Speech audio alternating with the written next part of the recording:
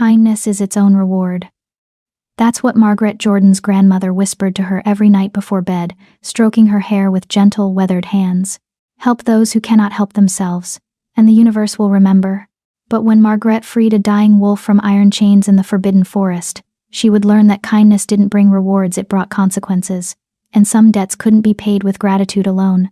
They could only be paid in blood, in sacrifice, and in a claiming that would tear her world apart. Chapter 1. The Girl Who Saw Suffering. Margaret Jordan had always been too soft for the world she lived in. That's what her stepmother, Dolores Cooley, said every morning when Margaret brought injured sparrows into the house, or when she spent her earnings on scraps for the stray dogs that wandered through Millbrook Village. "You'll never survive with a heart like that," Dolores would sneer, her lips twisted in that familiar expression of disgust. "The world eats girls like you alive." Perhaps she was right. Margaret knelt in the mud behind the bakery, her worn skirt soaking up dirty water as she carefully wrapped a strip of cloth around a cat's injured paw. The creature hissed and struggled, but she held firm, her voice soft and soothing. "I know it hurts. I know. But if we don't clean this, infection will take the whole leg. Still wasting time on vermin, I see." Margaret didn't need to look up to know who stood behind her. Her stepsister, Cindy Wilcox, had a voice like poisoned honey, sweet on the surface, rotten underneath. "She's hurt," Margaret said simply, finishing the bandage with careful fingers. The cat limped away without so much as a backward glance, disappearing into the shadows between buildings. No gratitude. No acknowledgement. Just like always. Cindy laughed, the sound sharp and cruel. "Of course she is. And you think that creature will remember your kindness?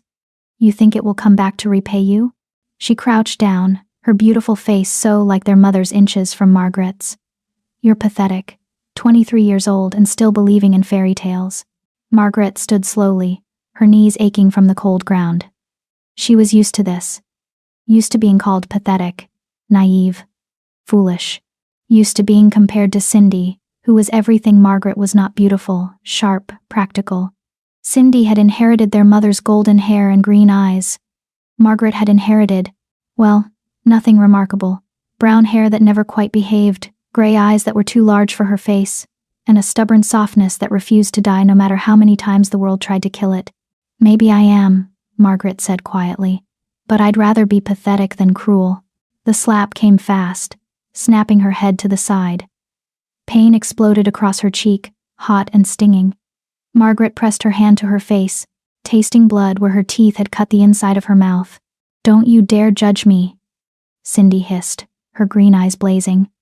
"Don't you dare act superior, because you waste your life on creatures that don't even know you exist. At least I understand how the world works. At least I'm not going to die alone and forgotten in some hovel, surrounded by mangy strays." Margaret said nothing. What could she say? Cindy wasn't wrong. This was Margaret's life, working at the bakery for barely enough coin to afford her tiny room above the butcher's shop. Spending what little she had on creatures that would never love her back. She had no prospects, no future, no hope of anything better. But she couldn't stop. Something in her chest, something stubborn and burning, refused to let her walk past suffering without trying to help, even when it cost her everything. That night, Margaret lay in her narrow bed, staring at the water-stained ceiling of her room. The sounds of the village drifted through her thin walls. Laughter from the tavern below. The clatter of cartwheels on cobblestones. The distant howl of wolves from the forbidden forest that bordered Millbrook's northern edge. The forest. Everyone in the village knew the rules. Never enter the forest after dark, never stray from the marked paths, and above all, never, ever approach a wolf. The wolves of the forbidden forest weren't natural creatures. They were bigger, more intelligent, and infinitely more dangerous than their common cousins. Some said they were cursed. Others whispered that they were something else entirely: shapeshifters, demons, or the remnants of an ancient magic that predated human civilization. Margaret had never paid much attention to the stories. She had enough problems in the human world without worrying about supernatural ones. But tonight, something felt different. She sat up, her grandmother's silver pendant, the only thing she had left of her father's family, warm against her chest. The pendant had been acting strangely all day, growing hot whenever she faced north toward the forest. She'd dismissed it as imagination, but now, in the darkness of her room, she couldn't ignore the pull anymore. Something was calling her. Something in the forest needed help. "This is insane," she whispered to herself, but her hands were already reaching for her cloak. This is exactly the kind of stupid thing Cindy warns you about. But she was already moving, slipping out of her room and down the back stairs, careful to avoid the creaky steps that would wake the butcher and his wife. The night air hit her face, cold and sharp, carrying the scent of pine and something else, something metallic and wrong. Blood. Margaret's heart hammered as she hurried through the empty streets, past the sleeping houses and dark shop windows. The village gates were closed and locked for the night, but she knew another way, a gap in the fence behind the tanner's yard that children used to sneak out to the swimming hole. She squeezed through, her cloak catching on rough wood, and then she was beyond the village boundaries, standing at the edge of the forbidden forest. The trees loomed before her, dark and ancient, their branches reaching toward the star-filled sky like skeletal fingers. Every instinct screamed at her to turn back, to return to her safe, miserable room and forget this foolishness. But the pendant burned against her skin, and somewhere in the darkness, something was dying.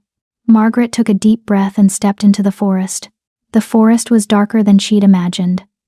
The canopy overhead blocked out most of the moonlight, leaving only scattered silver patches on the forest floor. Margaret moved carefully, her hand pressed against tree trunks for balance, following the growing heat of her pendant. The scent of blood grew stronger, and then she heard a low, pained growl that made every hair on her body stand on end. She pushed through a curtain of low-hanging branches and froze. In a small clearing, illuminated by a shaft of moonlight, lay the largest wolf she had ever seen. No, not a wolf. Something more. Something impossible.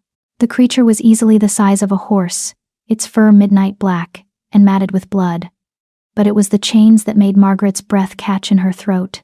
Iron chains, thick and cruel, wrapped around the wolf's body, biting deep into its flesh. The metal glowed with a faint, sickly green light magic, dark magic. The wolf's eyes opened as she approached, and Margaret nearly ran. They were human eyes, gold and aware, and filled with such pain and rage that she felt it in her bones. "Oh gods," she whispered, moving closer despite her terror. "What did they do to you?" The wolf snarled, lips pulling back from fangs as long as her fingers. A warning. Stay back. But Margaret had never been good at heeding warnings. She knelt beside the creature, her hands hovering over the chains. Up close, she could see how deeply they'd cut, how the flesh beneath was raw and infected. The wolf had been here for days, maybe weeks, slowly dying. "I'm going to help you," she said softly, her voice steady despite her shaking hands. "I know you don't trust me. I know you could kill me in a heartbeat. But I can't walk away from this." The wolf watched her with those impossible eyes, and for a moment, she swore she saw something flicker in them. Surprise, perhaps. Or recognition. Margaret reached for the first chain, her fingers closing around the cold iron. Pain exploded through her body. The magic in the chains fought her, burning through her veins like liquid fire. She screamed, but didn't let go. She could feel the dark spell resisting her, trying to push her away. But her grandmother's pendant flared hot against her chest, and suddenly she understood. Her family's magic. The old blood that ran through her veins, dormant for generations. It recognized this spell for what it was, a curse, a binding, a prison, and it knew how to break it. Margaret pulled, channeling everything she had into the chain. Her vision blurred with tears, her muscles screaming in protest, but she felt the magic beginning to crack, to splinter. The first chain shattered. The wolf howled, a sound of pure agony that echoed through the forest, but Margaret didn't stop. She grabbed the second chain, then the third, breaking them one by one until the clearing was littered with glowing fragments of iron. The last chain fell away, and Margaret collapsed forward, her hands hitting the ground as darkness swam at the edges of her vision. She'd done it. The wolf was free, which meant the wolf could now kill her without hindrance. Margaret looked up, meeting those golden eyes one last time. "You're welcome," she whispered, and waited for teeth to close around her throat. Instead, the air around the wolf began to shimmer. The massive body convulsed, bones cracking and reforming with sounds that made Margaret's stomach turn. The fur receded, limbs shortened and reshaped, and within seconds, the wolf was gone. In its place knelt a man. He was the most beautiful and terrifying thing Margaret had ever seen, tall and powerfully built, with black hair that fell past his shoulders and the same impossible golden eyes. His body was covered in scars, old and new, and his face was all sharp angles and predatory grace. He looked at her, and Margaret saw the exact moment he truly saw her. His eyes widened, his nostrils flared, and then he moved, faster than should have been possible, closing the distance between them, until his face was inches from hers. "You," he breathed, his voice rough from disuse. "You freed me."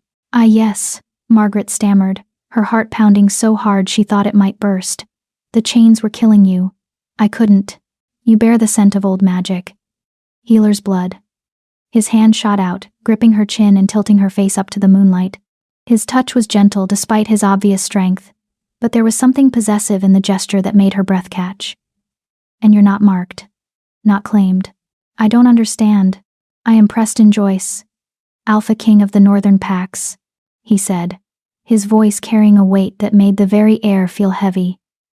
"And by the laws of my kind, by freeing me from a binding curse, you have invoked the ancient debt, the life debt." Margaret tried to pull away, but his grip held firm. "I don't want—" "It doesn't matter what you want," Preston cut her off, his golden eyes blazing. "The debt has been called. The magic has already recognized it." He leaned closer, his breath hot against her ear. "You freed me, little healer. And now, by blood and bond, and the old laws that govern my kind." He pulled back just enough to meet her eyes, and Margaret saw her fate, written in his expression, fierce, and absolute, and inescapable. "You belong to me." Chapter 2. Blood and Belonging. The forest held its breath. Margaret stared at Preston Joyce, Alpha King. He'd called himself and tried to process words that made no sense. "You belong to me." As if she were a possession. As if saving his life had somehow made her his property. "No," she said, the word coming out smaller than she intended. She cleared her throat and tried again. "No.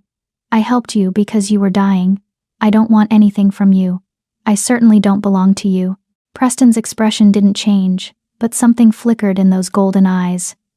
Amusement, perhaps, or pity. "You misunderstand," he said, finally releasing her chin. He stood, unashamed of his nakedness, and Margaret quickly averted her eyes, heat flooding her cheeks. "This isn't a choice. The life debt is older than your village, older than your human kingdoms. When one of my kind is freed from a binding curse, the debt must be paid, and the payment." He paused, and she could hear the weight in his silence. "The payment is always the same. I don't care about your laws," Margaret said, forcing herself to meet his eyes, only his eyes. "I'm human. Your rules don't apply to me. Your blood says otherwise." Before she could respond, Preston moved again with that impossible speed, gripping her wrist and pressing his thumb against the pulse point. Margaret gasped as heat flared where he touched her, and her grandmother's pendant blazed so bright she could see it glowing through her dress. "Old magic," Preston murmured, his voice almost reverent. "Healer's blood." "As I suspected. Diluted by generations of human breeding, but still there, still potent enough to break a curse that should have killed me." His eyes snapped to hers. "You're not fully human, little healer. Which means you're subject to the old laws whether you acknowledge them or not." Margaret jerked her hand away, cradling it against her chest. The skin where he'd touched her still tingled, still burned. "My grandmother never said anything about—" "Your grandmother probably didn't know." Preston turned away, scanning the tree line with the focused intensity of a predator. "The old bloodlines have been sleeping for centuries. Most humans with the gift never awaken it. But you—" He looked back at her, and there was something hungry in his expression. "You woke yours the moment you touched those chains. You fed it with your own life force to break a curse woven by one of the most powerful dark witches in the realm." The clearing suddenly felt too small, too exposed. Margaret stood on shaking legs, her mind racing. "I need to go home. My stepmother will notice I'm gone. And—" "Your stepmother." Preston's lip curled. "The woman whose scent is all over your bruises?" Margaret's hand flew to her cheek, where Cindy's slap had left a mark. "That's none of your business. Everything about you is my business now." He moved closer. And this time Margaret did step back, her spine hitting a tree trunk. Preston placed one hand on the bark beside her head, caging her in. "Tell me, little healer, who else hurts you? Who else leaves marks on skin that should be cherished and protected? Stop calling me that, Margaret said, her voice sharper than she intended. I have a name. Margaret. Margaret Jordan. Something shifted in Preston's expression, a softening so brief she almost missed it. Margaret. He repeated, as if testing how it felt in his mouth. It suits you. Soft but stubborn. I'm not stubborn, I'm arguing with an alpha king in the middle of a forbidden forest instead of accepting the inevitable? One dark eyebrow rose. That's not stubborn? Despite everything, the fear, the confusion, the absolute insanity of this situation, Margaret felt a laugh bubble up in her chest. She swallowed it down, but not before Preston's eyes gleamed with satisfaction. There, he said quietly. That's better. Fear doesn't suit you. I'm not afraid of you. You should be. The words were soft, almost gentle, but they carried an edge that made her shiver. I've killed men for far less than what your family has done to you. I've torn apart entire packs who dared challenge my authority. I am not a gentle creature, Margaret Jordan, no matter how human I appear. Then why haven't you killed me? The question escaped before she could stop it. If you're so dangerous, if I'm now bound to you by this debt, why are we talking? Why not just take what you want?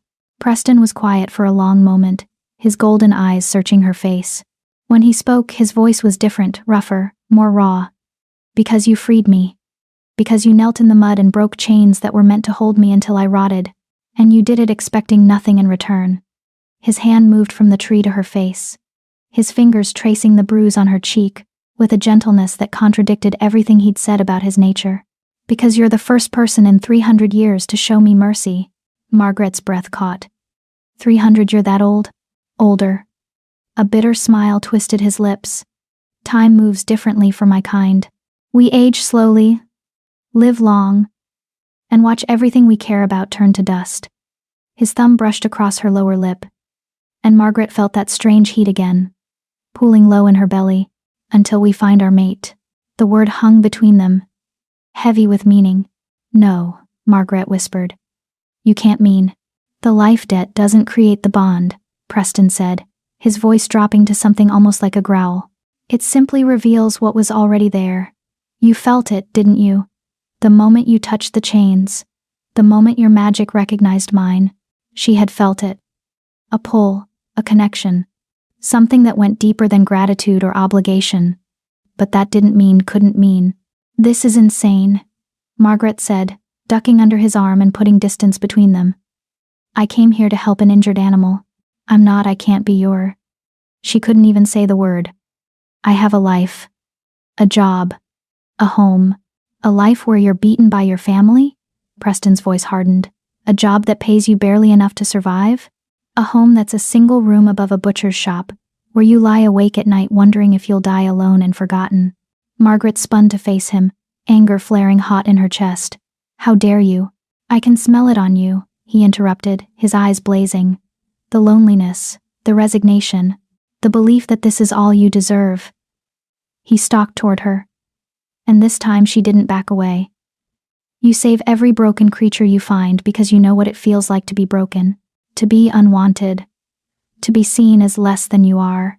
Tears burned at the corners of her eyes, but Margaret refused to let them fall. You don't know me.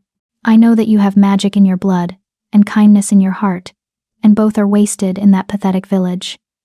Preston stopped just inches from her, close enough that she could feel the heat radiating from his skin. I know that you're brave enough to walk into a forbidden forest alone, strong enough to break a curse that should have been impossible. And foolish enough to think you can go back to your old life after awakening power that most humans can't even comprehend. I don't want power, Margaret said, her voice breaking. I just want, what? To be normal? To be safe? Preston's laugh was harsh. You were never going to have that. The moment you used your magic, you painted a target on your back. The witch who cursed me, Dolores Cooley, will know someone broke her spell. And she will hunt you until she finds out who. The name hit Margaret like a physical blow. What did you say? Preston's expression shifted, his eyes narrowing. The witch who chained me, Dolores Cooley. She's the one who lured me into a trap, who used dark magic to bind me in iron and leave me to die. He tilted his head, studying her reaction. You know that name. She's my stepmother. Margaret whispered, the words feeling like broken glass in her throat. Dolores Cooley is my stepmother. The silence that followed was deafening.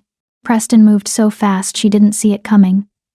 One moment he was standing 3 feet away, the next his hand was wrapped around her throat, not squeezing, not hurting, but the threat was clear. Explain, he growled, and for the first time, Margaret saw the monster beneath the man. His eyes had shifted, no longer fully human, and she could feel the vibration of a barely contained snarl in his chest. Explain why the woman who tried to murder me raised you. Explain why you smell like her magic but broke her curse. Explain before I decide you're part of whatever game she's playing. Margaret's heart hammered against her ribs, but she forced herself to stay still, to meet those inhuman eyes. I didn't know, she said, her voice steady despite her terror. I swear to you, I didn't know she was a witch. She married my father when I was 8 years old. He died 6 months later. They said it was his heart, but now, the pieces were falling into place, horrible and clear. She killed him, didn't she? She married him to get close to me, because of my blood. Preston's grip loosened slightly, his eyes searching her face. Your father, did he have the gift? My grandmother did. She could heal with her hands, could make plants grow with a touch.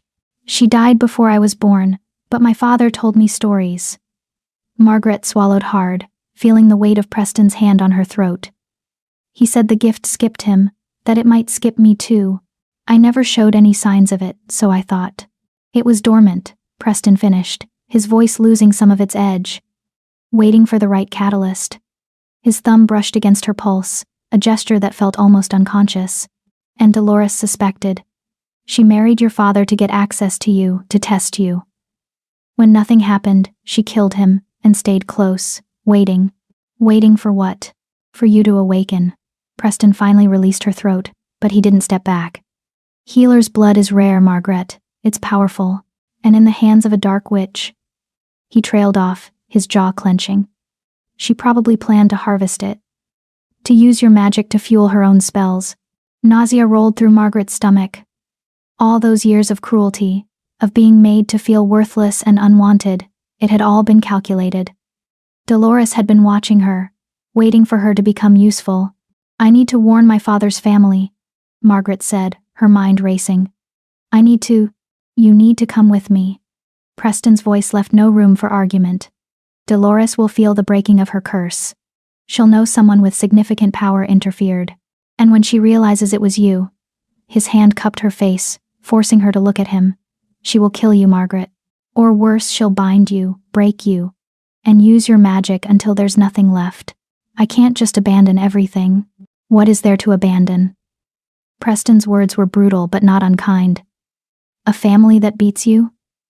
A village that ignores you? You said it yourself, you have nothing. The truth of it hurt worse than any slap Cindy had ever given her. Margaret closed her eyes, feeling tears finally spill down her cheeks. He was right. She had nothing. She was nothing. Just a foolish girl who'd thought kindness mattered, who'd believed that if she just helped enough broken things, maybe she could fix the broken parts of herself. Hey. Preston's voice was softer now, and she felt his thumb brush away her tears. Look at me. She opened her eyes to find him watching her with an expression she couldn't quite read. You're not nothing, he said, as if he could hear her thoughts. You're not worthless or unwanted, or any of the other lies they've made you believe. You're a woman with power in her blood and courage in her heart. And if you come with me, if you accept the bond, I swear on my life that you will never be treated as less than you are again. And what am I? Margaret asked, her voice barely a whisper. What do you see when you look at me? Preston's smile was slow and dangerous and made her heart skip in a way that had nothing to do with fear. I see my mate, he said simply. I see my queen. Before Margaret could respond, Preston stiffened, his head snapping toward the forest edge. A low growl rumbled in his chest, and she saw his muscles tense, preparing for violence. They're coming, he said, his voice hard. Dolores's hunters. She sent them to check on me, to make sure I was still dying. His eyes met hers, urgent and fierce. We need to go, now. I don't. Trust me. Preston held out his hand, and Margaret saw something vulnerable flash across his face. I know I've given you little reason to. I know this is happening too fast, that you need time to process. But right now, Margaret Jordan, You need to choose. Come with me and live, or stay here and die." Margaret looked at his outstretched hand, then back toward the direction of her village. Everything she'd ever known was in Millbrook. Everything safe and familiar, and soul-crushingly lonely. She thought of Cindy's slap, Dolores's cruel smile, the endless cycle of working and surviving and never, ever being seen. She thought of the wolf's eyes, so full of pain and awareness. Of the moment the chains broke and she'd felt something awaken inside her, something powerful and ancient and utterly terrifying. She thought of Preston calling her his mate, his queen. Margaret took his hand. "Good girl," Preston murmured, pulling her close. His arm wrapped around her waist, holding her against his body. And before she could ask what he was doing, she felt the air around them begin to shimmer. "Wait, what's happening?" "Hold on," Preston said, and his form began to blur and shift. Margaret felt the ground drop away, felt fur replace skin beneath her hands, and then she was no longer standing beside a man but clinging to the back of an enormous black wolf. Preston the wolf turned his massive head, golden eyes meeting hers one last time. Then he ran. The forest became a blur of shadow and moonlight. Margaret buried her face in his fur. Her arms locked around his neck as he moved with a speed that stole her breath. She could hear shouts behind them the hunters Dolores had sent. But they were already too far away, their voices fading into the night. Margaret Jordan had spent her entire life being small and quiet and forgettable, but as she clung to the back of an alpha king racing through a forbidden forest, she realized her old life was already gone, and whatever came next, whether she was ready or not, there would be no going back. Chapter 3. A Wolf's Sanctuary. They ran for hours. Margaret lost track of time as the forest blurred around them, Preston's powerful muscles moving beneath her with tireless rhythm. She'd stopped trying to hold on with her arms, they'd gone numb miles ago, and instead pressed herself flat against his back, fingers twisted in his fur, trusting him not to let her fall. The forbidden forest gradually changed. The trees grew taller, older, their trunks so wide it would take 6 men to encircle them. The air grew colder, sharper, carrying scents Margaret had never encountered: pine and snow, and something wild that made her pulse quicken. Dawn was breaking when Preston finally slowed. They emerged from the tree line onto a cliff overlooking a valley that stole Margaret's breath. Below them stretched a territory unlike anything she'd imagined. A sprawling settlement of wooden structures built into the landscape itself, connected by rope bridges and stone pathways. Waterfalls cascaded down the valley walls, feeding a river that cut through the center like a silver ribbon. And everywhere were wolves. Dozens of them, in every size and color, moving through the settlement with purpose. Some were in wolf form, others human, and a few seemed to be mid-transformation, as if shifting between shapes was as natural as breathing. Preston let out a howl that echoed across the valley, and Margaret felt the sound vibrate through her entire body. It was a call, a command, an announcement.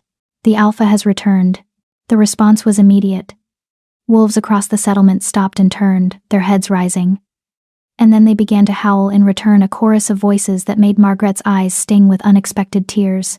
There was joy in that sound, relief, celebration. They'd thought he was dead, she realized. They'd mourned him. Preston began the descent down a narrow path carved into the cliff face. Margaret clung tighter, trying not to look at the dizzying drop to her right. The path eventually widened, leading them into the settlement proper. Wolves began to gather as they passed, some keeping their distance, others approaching with cautious excitement. All of them stared at Margaret with open curiosity, their eyes flickering between her and Preston. "What is she?" their expressions seemed to ask. "Why did he bring a human here?" Preston ignored them all, moving through the settlement with single-minded determination.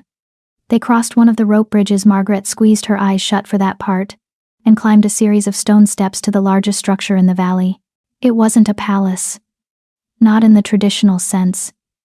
It was a massive lodge built from ancient timber and stone, with a roof that seemed to grow from the cliff face itself. Smoke rose from multiple chimneys, and the entrance was flanked by 2 enormous wolves who bowed their heads as Preston approached. Guards, Margaret realized. Even here, even among his own people, the Alpha King needed protection. Preston shifted as they crossed the threshold, the transformation so smooth that Margaret barely had time to register it before she was stumbling, suddenly unsupported. Strong hands caught her waist, steadying her, and she found herself standing in a grand hall with Preston human again. Still naked, still utterly unself-conscious, gripping her shoulders. "Can you walk?" he asked, his voice rough from hours in wolf form. Margaret tested her legs and nearly collapsed. Every muscle screamed in protest, her thighs especially. She'd essentially been riding a horse at full sprint for hours without a saddle. "I'll take that as a no."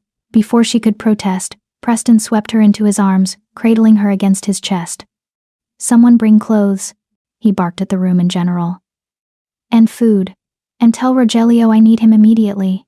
Several wolves in human form now scattered to obey. Margaret wanted to argue, wanted to insist she could stand on her own, but the truth was she couldn't. Her body had reached its limit. Preston carried her through corridors lit by oil lamps and firelight, past rooms filled with the murmur of voices and the smell of cooking food. Everything felt surreal, dreamlike. Just last night she'd been in her tiny room above the butcher's shop, and now she was being carried through a werewolf stronghold by their king. Preston shouldered open a heavy wooden door and stepped into a chamber that could only be his personal quarters. It was massive, a bedroom that could have fit her entire old room 3 times over. A stone fireplace dominated one wall, already burning with a fire that cast dancing shadows. Furs covered the floor, and the bed was enormous, piled high with blankets and pillows. Preston set her down on the edge of the bed with surprising gentleness, then stepped back. For the first time since they'd met, he looked uncertain. "I should apologize," he said finally, "for bringing you here without more preparation, for not giving you time to adjust." His jaw clenched. "For everything."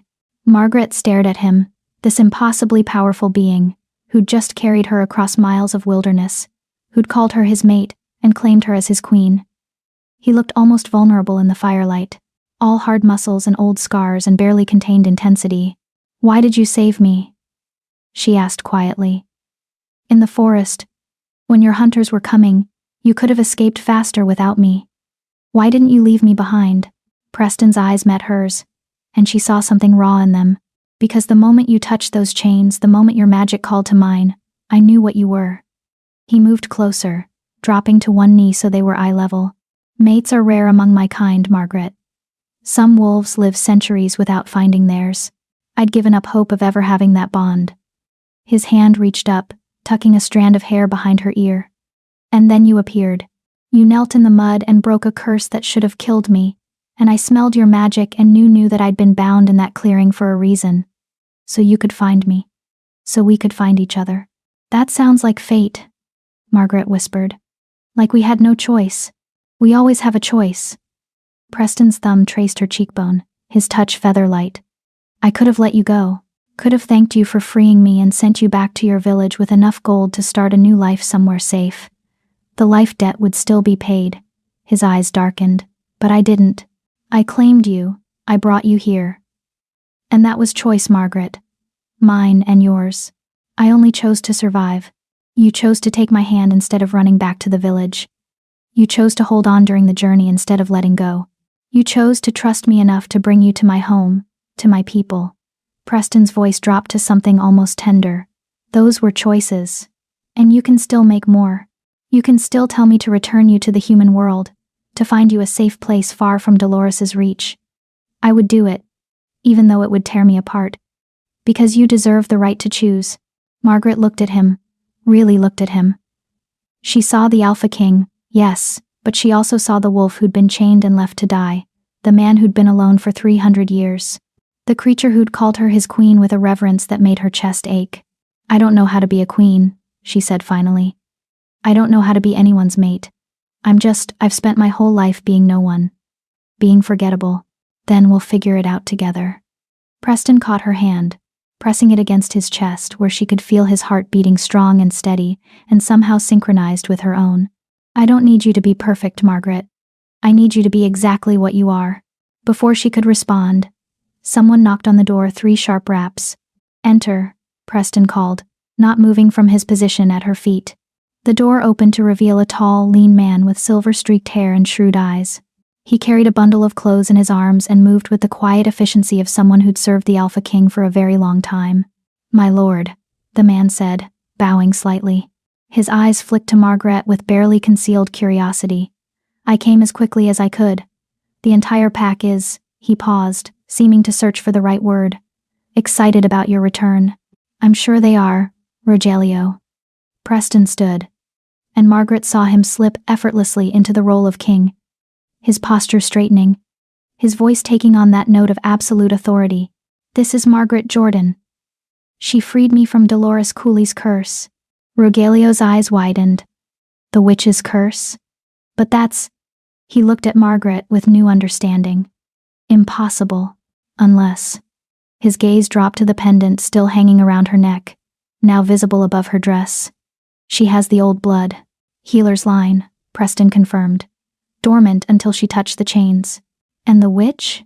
Is Margaret's stepmother, Preston's voice hardened, who almost certainly married into the family to gain access to her blood. When Dolores realizes what happened, she'll come for Margaret. We need to be prepared. Rogelio nodded sharply, his mind clearly already working through strategies. I'll double the perimeter guards and send scouts to monitor the border. If the witch makes a move, she will, Preston interrupted. Dolores didn't invest years in a plan only to let her prize slip away. She'll come, and she'll bring whatever dark magic she can summon. He glanced at Margaret, his expression softening slightly. Which is why Margaret stays in the stronghold. No exceptions. I'm not a prisoner, Margaret said, finding her voice. No. Preston agreed. You're my mate. Which means you're the most valuable target in this entire territory. Every wolf here would die to protect you, but I'd rather not test their loyalty if we can avoid it. Rogelio cleared his throat diplomatically. Perhaps the lady would like to bathe and change before we discuss security measures. He offered the bundle of clothes.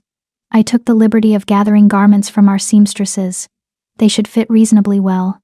Margaret accepted the clothes gratefully, relieved to have something to do with her hands. The fabric was soft and well-made, far nicer than anything she'd owned in Millbrook. Thank you, she said, and was rewarded with a small smile from Rogelio. You're welcome, my lady. He bowed again, this time to her, and Margaret felt heat rise in her cheeks. If you need anything at all, please don't hesitate to ask. The pack is at your service. After Rogelio left, Preston showed Margaret to an adjoining bathing chamber that made her jaw drop. It was carved from natural stone, with a large pool fed by a hot spring that steamed in the cool air. Towels and soaps were arranged on shelves, and miracle of miracles, there was even a mirror. Take your time, Preston said, pausing at the doorway. I need to address the pack, let them know what's happening. But I'll be back within the hour. His eyes held hers. Don't try to leave. Not because I don't trust you, but because some of the younger wolves might not recognize your scent yet. I don't want any accidents. Margaret nodded, understanding the unspoken threat. She might be the Alpha King's mate, but to some wolves, she was still just prey. After Preston left, Margaret slowly undressed, wincing as her sore muscles protested every movement. She caught sight of herself in the mirror and froze. She looked wild. Her hair had come loose from its braid, tangling around her face in a mess of brown waves. Her dress was torn and muddy, and bruises were already forming on her arms and legs from the journey. But it was her eyes that shocked her most. They seemed brighter somehow, more alive than she'd ever seen them. She looked like someone who'd survived something impossible. She looked like someone who mattered. Margaret slipped into the hot spring with a groan of relief. The water was perfect, hot enough to ease her aching muscles but not scalding. She dunked her head under, scrubbing away the dirt and sweat and fear of the past day. When she surfaced, she let herself float, staring up at the stone ceiling and trying to process everything that had happened. 24 hours ago, she'd been Margaret Jordan Baker's assistant, invisible girl, professional disappointment. Now she was, what? The mate of an Alpha King. A woman with magic in her blood. Someone important enough to be hunted by a dark witch. It was too much, too fast, too overwhelming. But as she floated in the warm water, Margaret realized something. For the first time in her life, she wasn't alone. Preston had looked at her like she mattered. Like she was worth protecting, worth claiming. It terrified her. But it also made something warm and bright unfurl in her chest, something that felt dangerously like hope. Margaret finished bathing, and dressed in the clothes Rogelio had provided, a soft tunic and leggings that fit surprisingly well, along with sturdy boots. She braided her damp hair and returned to the main chamber to find Preston had returned. He'd dressed too, in dark pants and a simple shirt that did nothing to hide his powerful build. He stood at the window, staring out at his territory with an expression that made him look every one of his 300 years. "They're preparing for war," he said without turning around. "The pack. They know Dolores will come, and they're ready to fight. Because of me," Margaret said quietly. "Because you're mine." Preston finally looked at her, and the fierce possessiveness in his eyes made her breath catch. "Because you're pack now, whether you realize it or not, and we protect our own." Margaret moved to stand beside him, looking out at the valley below. Wolves moved through the settlement with purpose now, guards taking up positions, mothers gathering children, warriors sharpening weapons. "I've brought war to your doorstep," she whispered. "No."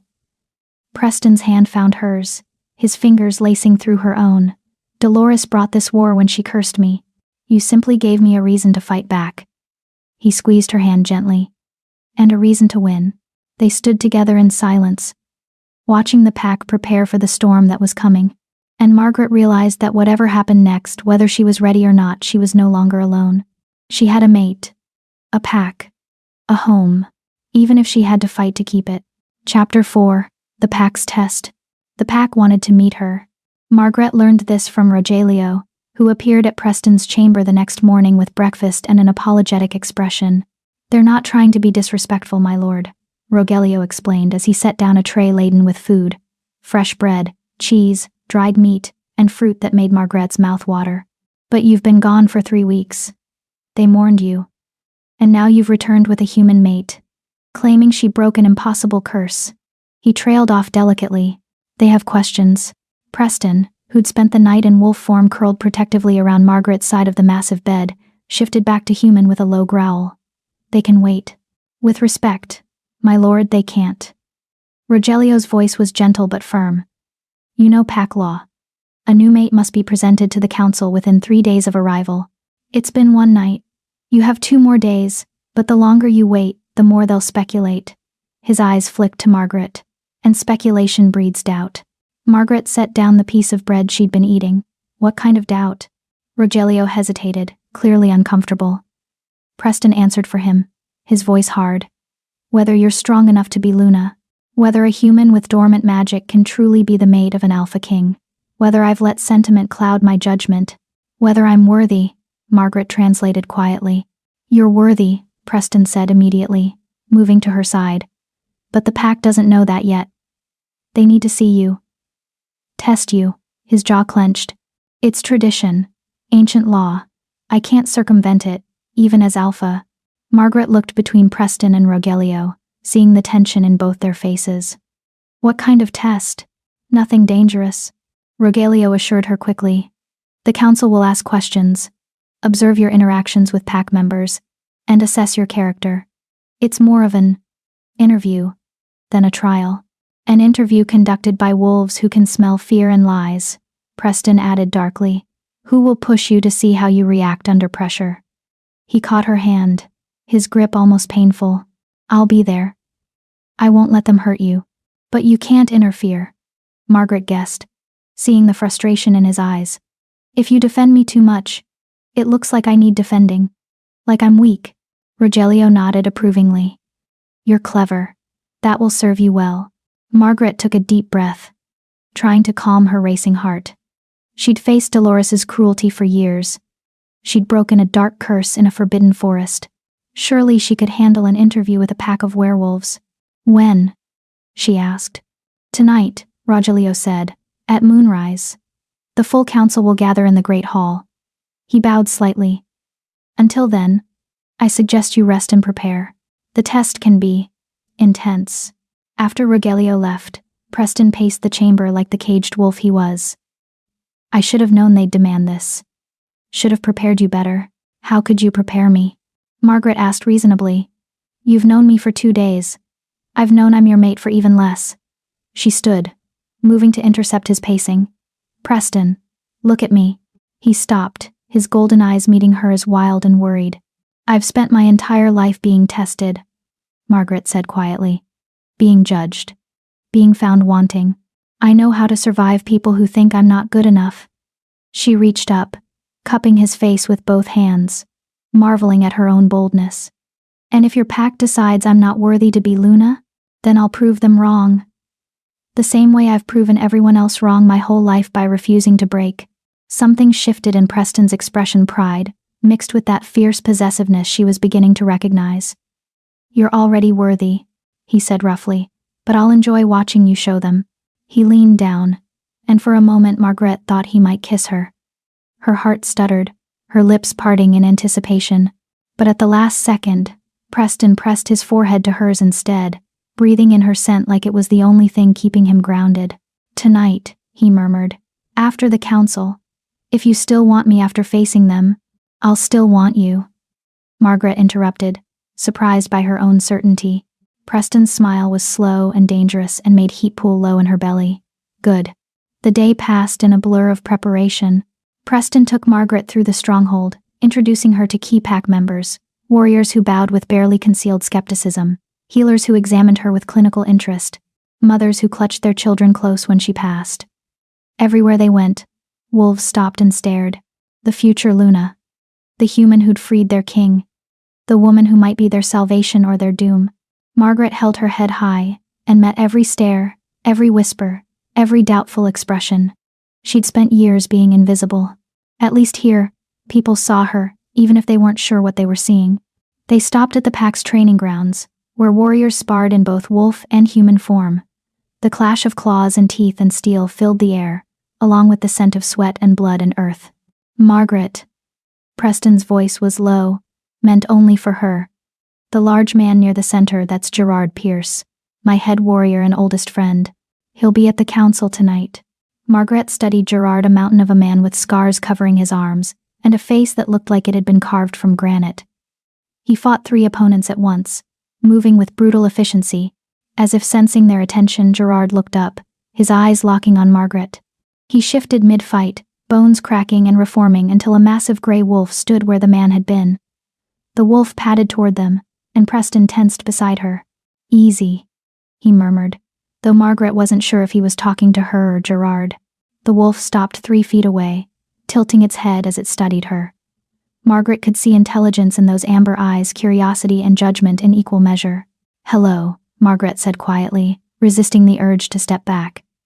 You're Gerard, aren't you? Preston says you're his oldest friend. The wolf's ears flicked forward, and something that might have been surprise flickered across its face. Then, slowly, Gerard bowed his head, not a full submission but an acknowledgement. Respect, tentatively offered. Thank you, Margaret said, and meant it. Gerard shifted back to human, unself-conscious in his nakedness like all the pack seemed to be, and crossed his massive arms. She doesn't smell afraid, he said to Preston, as if Margaret wasn't standing right there. That's good. Fear is weakness. She's faced worse than wolves, Preston replied, an edge to his voice. Gerard's eyes narrowed. We'll see. He turned to Margaret directly for the first time. Tonight, the council will test you. They'll try to make you angry, try to make you cry, try to make you show your throat and submit. His smile was sharp. Don't submit?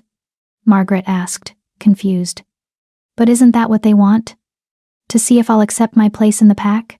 They want to see if you're strong enough to stand beside an alpha king, Gerard corrected. Submission has its place, but a Luna doesn't bow to anyone except her mate. The pack needs strength at the top, not another wolf who rolls over. He glanced at Preston. She understand that? I'm standing right here, Margaret said, her voice sharper than intended. And I understand perfectly. You want to see if I'll break. If I'm just another weak human who'll crumble under pressure. She stepped forward, ignoring Preston's warning growl. I won't. Because I've already survived worse than your council's judgment. I've survived years of being told I'm worthless, being beaten and starved and made to feel like I don't deserve to exist. And I'm still here. Still standing. So whatever your pack throws at me tonight, she met Gerard's eyes without flinching. I'll survive that too. Silence fell over the training grounds. Every wolf had stopped fighting to watch the exchange. Gerard stared at her for a long moment. Then, slowly, his lips curved into something that might have been a smile. Maybe she'll do after all. He glanced at Preston. She's got teeth. That's more than most humans. She's got more than teeth, Preston said, pride thick in his voice. But they'll see that tonight. As sunset approached, Margaret found herself back in Preston's chambers, being dressed by two pack seamstresses who'd appeared with an armful of formal clothing. The council expects traditional dress, the older one, Betty Fuller, explained, as she laced Margaret into a gown of deep forest green. It shows respect for our customs. The gown was beautiful, far nicer than anything Margaret had ever worn. The fabric hugged her curves before flowing to the floor, and the neckline was low enough to display her grandmother's pendant. Silver embroidery traced the edges, wolves running through trees, chasing the moon. You look like a Luna, the younger seamstress Mandy Shield said softly, fastening a silver clasp at Margaret's shoulder. Like you belong here. I don't feel like I belong anywhere, Margaret admitted. Betty met her eyes in the mirror. None of us did. Not at first. She adjusted the pendant so it caught the light. I was human once too. 50 years ago. I married into the pack. The council tested me just like they'll test you tonight. Her smile was knowing. I survived, so will you. How? Margaret asked. How did you convince them? I didn't convince them of anything. Betty's hands were gentle as she arranged Margaret's hair. I just showed them who I was. The rest took care of itself. Preston entered as the seamstresses were finishing, and Margaret saw his eyes widen. He'd changed too, wearing formal leathers that made him look every inch the king he was. But it was the way he looked at her that made Margaret's breath catch. Like she was already his queen. You're beautiful, he said roughly. I'm terrified, Margaret corrected. Good.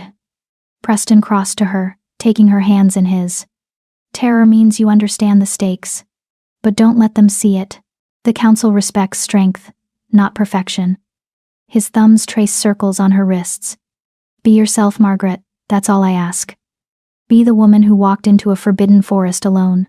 The woman who broke an impossible curse. The woman who told my head warrior she wouldn't break. What if they reject me? Then we fight. Preston's voice was absolute. Because you're mine, and I don't let go of what's mine. Council approval or not. A bell tolled somewhere in the stronghold, deep and resonant, calling the pack together. It's time, Preston said. Margaret took a deep breath, squared her shoulders, and let him lead her toward the great hall, toward judgment, toward whatever came next. The great hall was packed. Margaret had expected a small council, maybe a dozen elders sitting in judgment. Instead, she found herself facing hundreds of wolves. They filled every available space, standing along the walls, sitting on the floor, even perched in the rafters above. All of them watching her with golden eyes that gleamed in the firelight. Preston led her down the center aisle, his hand firm on her lower back. Margaret kept her chin up, her gaze forward, refusing to show the fear that threatened to choke her. At the far end of the hall, a semicircle of chairs awaited the council. 7 wolves, each radiating power and age. Gerard sat among them, his expression unreadable. The others ranged from ancient to merely old, their faces weathered by centuries of life. Preston stopped before the council and bowed slightly, a gesture of respect, not submission. Margaret mimicked him, her heart pounding so hard she was certain everyone could hear it. Alpha King Preston Joyce, the eldest counselor, said, a woman with silver hair and eyes like ice. You've returned to us after 3 weeks in Dolores Cooley's chains. The pack rejoices. Her gaze shifted to Margaret. And you've brought a guest. Not a guest. Council Elder Arlene Kirk, Preston corrected, his voice carrying across the hall. My mate, my Luna, Margaret Jordan, who broke the curse that bound me and freed me from certain death. Murmurs rippled through the crowd. Arlene's expression didn't change. A bold claim. One that requires proof. She gestured to Margaret. Step forward. Margaret Jordan. Let the council see what broke an impossible curse. Margaret released Preston's hand and moved forward, feeling hundreds of eyes track her movement. She stopped before the council, alone and exposed. You're human, Arlene stated flatly. Mostly, Margaret agreed. And yet you claim to have broken a curse woven by one of the most powerful dark witches in the realm. A curse designed specifically to kill an Alpha King. Arlene leaned forward. Forgive our skepticism, but that seems unlikely. I don't need you to believe me, Margaret said quietly. Preston is alive. The curse is broken. Those are facts, whether you find them likely or not. Gerard made a sound that might have been approval. Arlene's eyes narrowed. You have spirit, she acknowledged. But spirit alone doesn't make a Luna. Tell us, Margaret Jordan, why should we accept a human as our queen? What can you possibly offer this pack? The question hung in the air, heavy with challenge. Margaret thought of all the answers she could give. She could mention her magic, her healing blood, her connection to Preston. She could beg for their acceptance, promise to learn their ways, pledge her loyalty. But Gerard's words echoed in her mind. A Luna doesn't bow to anyone except her mate. So instead, Margaret met Arlene's icy gaze and said, I can offer you the truth. I can offer you someone who sees suffering and chooses to help, even when it costs her everything. I can offer you a Luna, who won't look away from the broken things in this pack, who won't let anyone wolf or human be forgotten or discarded. She paused, letting her words sink in. And I can offer you someone who loves your Alpha King enough to face your judgment without flinching. If that's not enough for you, then nothing I say will be. Silence. And then Gerard started to laugh. A deep, booming sound that filled the hall. Told you she had teeth, he said to Arlene, grinning widely. I vote to accept her. The vote hasn't been called yet, Arlene said sharply. But Margaret saw something shift in her expression. Not approval. Exactly, but reconsideration. Let's make it interesting. Another council member said, a man with a scar bisecting his face. Test her. Not with words, but with action. If she's truly meant to be Luna, let her prove it. Preston growled. Low and dangerous. The law says questions only. The law says we assess her character. The scarred man interrupted. And I say we need more than pretty words. He stood, moving toward Margaret with predatory grace. Tell me, human, have you ever felt the pack bond? That connection that ties us together, makes us stronger than the sum of our parts. No, Margaret admitted. Then how can you lead what you don't understand? He circled her slowly. How can you be Luna when you can't even feel your own pack? Maybe she can. Betty's voice rang out from the crowd. The seamstress stepped forward, her chin raised defiantly. I felt nothing when I joined the pack 50 years ago. Not until my mate bit me, claimed me properly. Maybe the bond is waiting for the claiming. A convenient excuse, the scarred man said. Or the truth, Gerard rumbled. Preston hasn't completed the mating bond. Without his bite, without the blood exchange, she's still half human, still disconnected. He looked at Preston. So complete it, here, now. Let us witness the claiming, and we'll see if the pack bond recognizes her. Preston moved so fast Margaret barely saw it. One moment he was behind her, the next he was between her and the council, his body a wall of protective fury. No. Not like this. Not as a spectacle for your entertainment. Then when? Arlene demanded. The pack needs to know she's truly yours, Preston. That this isn't just sentiment or gratitude or some temporary madness brought on by 3 weeks in chains. Her voice softened slightly. We love you. We want you to have a mate. But we also need to be certain she can bear the weight of being Luna. And the only way to know that is to complete the bond, and see if the pack accepts her. Preston's shoulders were rigid with tension. Margaret could see the war raging inside him, his need to protect her versus his duty to his pack. She made the choice for him. Do it, Margaret said quietly, placing her hand on Preston's arm. Complete the bond, let them see. Preston turned to face her, his eyes blazing. Not like this. Not because they demanded it. No, because I'm choosing it. Margaret met his gaze steadily. Because I'm tired of being tested, tired of proving myself. And because, she took a breath, because I want this, want you, want to be part of something bigger than myself. Her voice dropped to a whisper meant only for him. Claim me, Preston. Make me yours in a way no one can question. For a long moment, Preston just stared at her. Then, slowly, he cupped her face with both hands. You're sure? I'm terrified, Margaret admitted. But yes, I'm sure. Preston's smile was fierce and tender and utterly devastating. Then hold on, my Luna, because this is going to hurt. He pulled her close, tilting her head to expose her throat.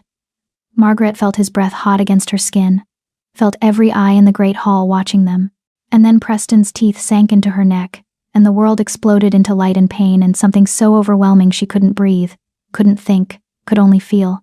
The pack bond rushing into her like a flood, Hundreds of minds, hundreds of hearts, hundreds of souls suddenly connected to hers. She felt their emotions, curiosity, skepticism, hope, love, fear, anger, all swirling together in a maelstrom that threatened to drown her.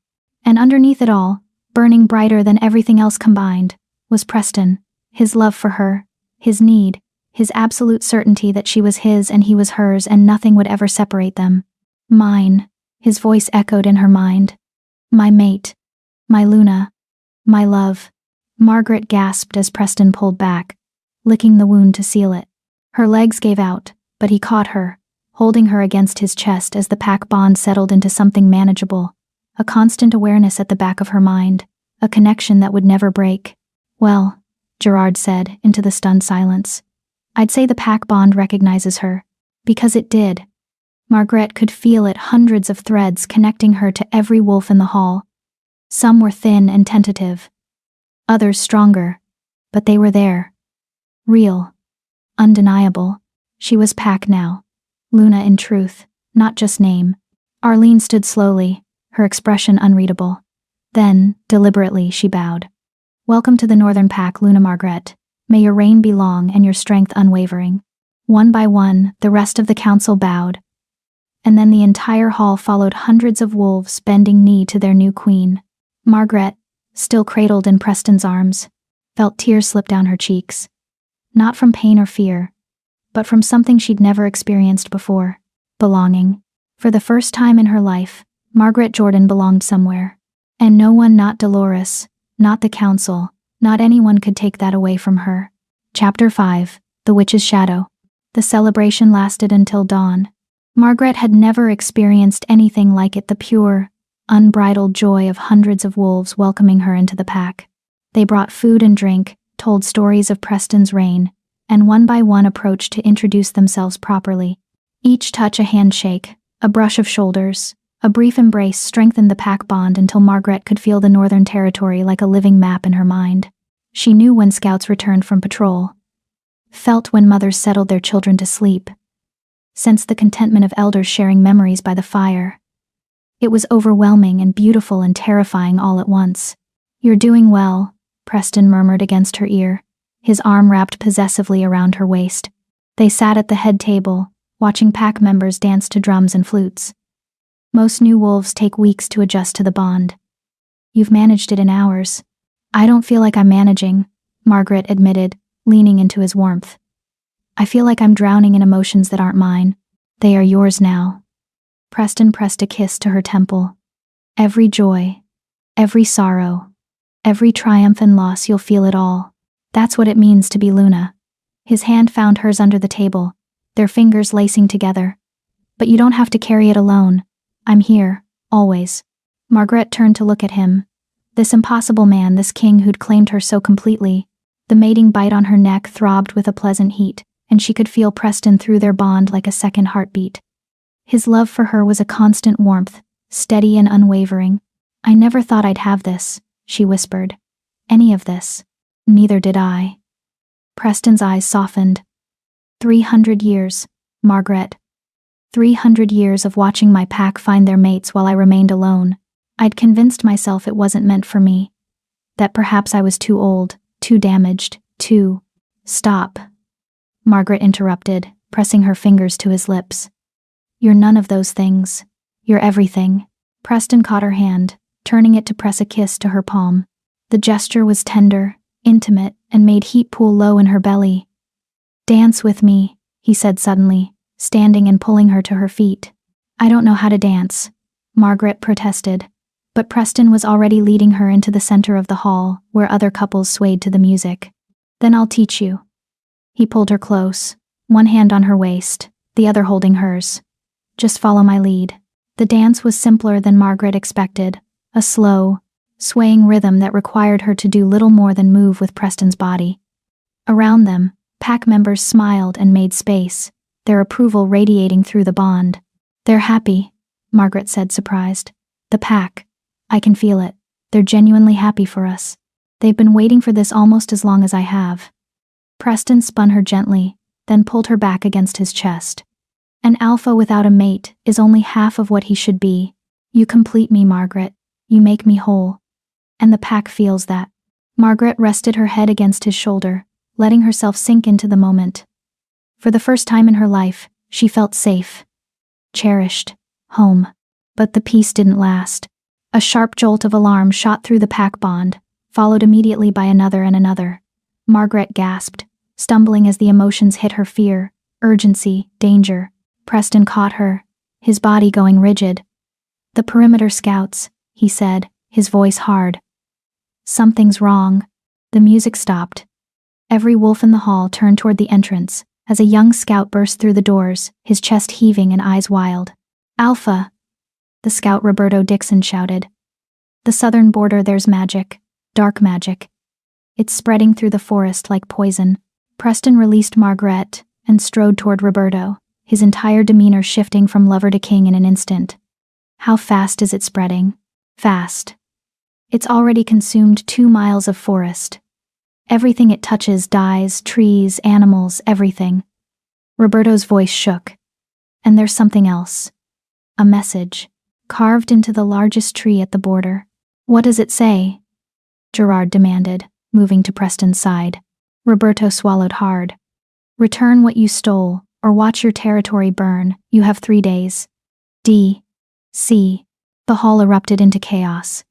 Wolves shifted nervously, their fear feeding through the bond until Margaret felt like she couldn't breathe.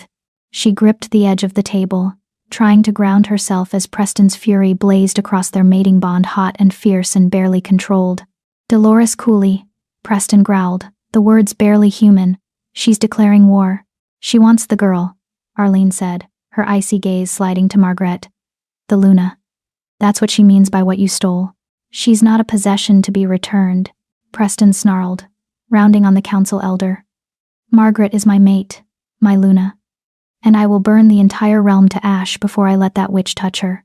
Even if it costs us the territory?" Another council member, Clarence Horton, asked quietly. "Even if Dolores's magic kills everything we've built?" "Yes." Preston's voice was absolute. "Because without Margaret, none of it matters. She's not just my mate, she's Pack now. And we don't sacrifice Pack. Not ever." Margaret felt the weight of every eye in the hall turn to her. Some looked at her with sympathy, others with barely concealed resentment. She could feel their thoughts through the bond, the fear that she'd brought destruction to their doorstep, the anger that their alpha might choose one woman over the survival of hundreds. She couldn't let Preston make that choice. "What if I go to her?" Margaret heard herself say. The words fell into the silence like stones into still water. "What if I agree to meet with Dolores? Talk to her. Maybe we can negotiate." "No." Preston moved so fast she didn't see it coming, his hands gripping her shoulders. "Absolutely not. You're not going anywhere near that witch. But if it stops the magic, if it saves the territory." "It won't save anything," Preston interrupted, his eyes blazing. "Dolores doesn't want to negotiate. She wants to harvest your blood, break your magic, and use you like a battery until there's nothing left. And then she'll kill you." His grip tightened. "I will not lose you. Not to her. Not to anyone. But the Pack. The Pack will survive," Gerard cut in, his voice hard. "We've survived worse than dark magic. We've survived wars, plagues, and centuries of human persecution. We'll survive this too." He looked at the gathered wolves. "Anyone who suggests handing our Luna over to a dark witch can take it up with me, and I promise. That conversation will be brief and painful." Murmurs of agreement rippled through the hall. Margaret felt the Pack's resolve harden through the bond, their determination to protect her, even at great cost. It was humbling and terrifying in equal measure. "What's our strategy?" Preston asked, his king's voice steady despite the fury Margaret could feel raging beneath. "How do we fight magic that kills on contact? We need a witch of our own," Betty said, stepping forward from the crowd. "Someone who understands Dolores's magic and can counter it." "There are no witches in the Northern Territory," Arlene pointed out. "Not since the purge 50 years ago. Then we find one." Preston's jaw clenched. "We send runners to every territory, every pack, every—" "Wait." Margaret's voice was quiet, but something in it made everyone stop. "What if you already have a witch? Or at least, someone with magic in her blood?" Preston's eyes widened. "Your healing gift. I don't know if it's just healing," Margaret said slowly, her mind racing. When I broke your chains, I felt something more. Something deeper. My grandmother could heal, yes, but the stories my father told. She touched her pendant, feeling it warm beneath her fingers. She could do other things too. Grow plants from nothing, purify poisoned water, even stop dark magic when it threatened her village. You're saying you might be able to stop Dolores's curse? Gerard's voice was skeptical but hopeful. I'm saying I might be able to try. Margaret looked at Preston, seeing the war raging in his eyes, his desire to protect her warring with the desperate hope that she might save them all. But I'd need to understand my magic first. Really understand it. And I'd need to do it fast. 3 days, Rogelio said grimly. That's all Dolores gave us. Then we have 3 days to turn a dormant healer into a weapon, Preston said, his voice hard with determination. He looked at Margaret, and she saw both fear and pride in his expression. Can you do it? Margaret thought of her grandmother, who'd healed the sick and protected the weak. She thought of her father, who'd died believing his daughter was ordinary. She thought of every time Dolores had looked at her with contempt, never realizing what she was dismissing. I can try, Margaret said. But I'll need help. Someone who knows magic, who can guide me. I can help with that. The voice came from the back of the hall. The crowd parted to reveal a woman Margaret hadn't noticed before, ancient beyond measure. Her skin like weathered parchment, and her eyes milky with cataracts. But there was power radiating from her, old and vast and undeniable. Millie Yates, Preston breathed, bowing his head in respect. I thought you'd passed into the long sleep. Nearly did, Millie rasped, shuffling forward with the aid of a gnarled staff. But then I felt new magic awaken in the territory. Healer's blood, pure and strong. She stopped before Margaret, tilting her head, as if seeing through those clouded eyes. You're the one. The girl who broke the impossible curse. Yes, Margaret whispered, feeling power roll off the old woman in waves. Good. Millie's smile revealed gaps where teeth should have been. Then we have work to do. And very little time to do it in. They began that very night. Millie led Margaret to a chamber deep beneath the stronghold, a place of stone and shadows where the pack bond felt muted, distant. Crystals lined the walls, glowing with soft phosphorescence, and the air smelled of earth and old magic. This is the heart of the territory, Millie explained, settling onto a cushion with a groan. Where the pack's power is strongest. Where your connection to the land will be clearest. She gestured for Margaret to sit opposite her. Now, tell me what you felt when you broke Preston's chains. Margaret closed her eyes, remembering. Pain. Like fire in my veins. But also, a recognition. Like the curse knew what I was. And I knew what it was. We were opposites my magic wanted to heal. And the curse wanted to destroy. So they fought. And your magic won, Millie said. Because healing is more powerful than harm when wielded properly. Destruction is easy. Creation is hard. And restoration? She chuckled. That's the hardest magic of all. But I don't know how I did it, Margaret admitted. It just happened. I touched the chains, and my pendant got hot, and suddenly I was breaking them without knowing how. The pendant. Millie held out her hand. May I? Margaret hesitated, then lifted the chain over her head and placed the silver pendant in Millie's palm. The old woman held it close to her face, examining it with those clouded eyes. Oh, she breathed. Oh, this is old. Very old. Pre-kingdom old. She traced the engraved wolf on the pendant's surface. This isn't just jewelry, child. It's a focus. A channel for your family's magic. She handed it back carefully. Your grandmother must have been powerful indeed to bind her gift into silver like this. Margaret clasped the pendant, feeling its warmth pulse against her palm. She died before I was born. My father said she used the last of her strength to create this. To protect me. She knew, Millie said softly. Knew that dark times were coming. Knew you'd need every advantage you could get. Her expression hardened. Now we need to teach you to use it properly, because Dolores isn't playing games, child. That magic spreading through the forest? It's a death curse, specifically designed to kill wolves. Horror washed through Margaret. She's not trying to destroy the territory, she's trying to destroy the pack. Exactly, Kill enough of us, and Preston will have no choice but to hand you over to save the survivors. Millie's clouded eyes seemed to sharpen. She's counting on his love for you to be his weakness. On him choosing you over his people. But he won't, Margaret said, feeling the truth of it through their bond. He'll choose the pack.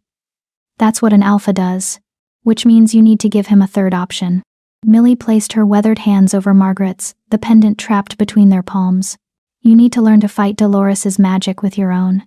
To heal what she's poisoned. To restore what she's destroyed. Her grip tightened. And you have 3 days to learn what should take years. That's impossible. So was breaking an alpha binding curse. Millie's smile was sharp. But you did it anyway. Because impossible is just another word for hasn't been done yet. She closed her eyes. Now, feel the magic in your blood, not the pendant's magic yours. The gift your grandmother passed down. Feel it sleeping in your veins, waiting to be awakened. Margaret closed her eyes and searched inside herself. At first, she felt nothing but her own heartbeat, her own breath. But then, slowly, she began to sense something else, a warmth that wasn't quite physical, a presence that wasn't quite thoughts. Magic. Her magic. It felt like sunlight on skin, like the first green shoots of spring, like the moment a wound closes and becomes a scar. It felt like life itself, pure and potent and waiting. I feel it, Margaret whispered. Good. Now reach for it. Pull it forward. Let it fill you until you're overflowing with it. Margaret pulled, and the magic responded, flooding through her body like a river breaking through a dam. She gasped, her back arching as power surged into every cell. The pendant flared hot against her chest, amplifying the magic until Margaret felt like she was made of light. Control it, Millie barked. Don't let it control you. You're the master here.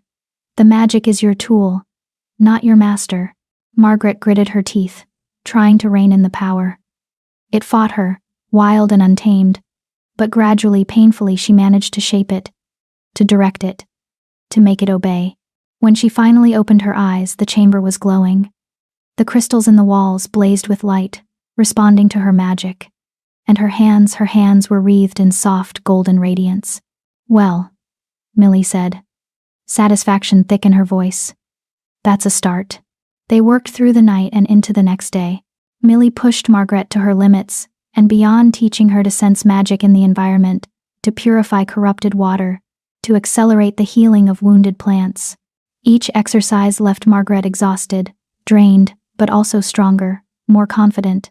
By the second night, Margaret could feel the death curse spreading through the forest. It crawled across the land like a living thing, killing everything it touched. Through the pack bond, she felt the wolves' growing fear as the curse drew closer to the heart of their territory. We're running out of time, Margaret said, watching green light pulse in her palms. The curse will reach the stronghold by tomorrow night.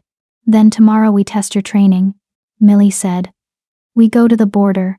You face Dolores's magic directly. Her expression was grim. And we see if you're strong enough to stop it.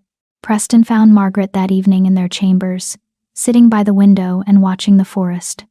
She felt him before she heard him, his presence a warm weight through their bond. You should be resting, he said quietly, moving to stand behind her. His hands settled on her shoulders, strong and steady. I can't rest, not while the curse is killing the forest. Margaret leaned back against him. Every hour we wait, more dies.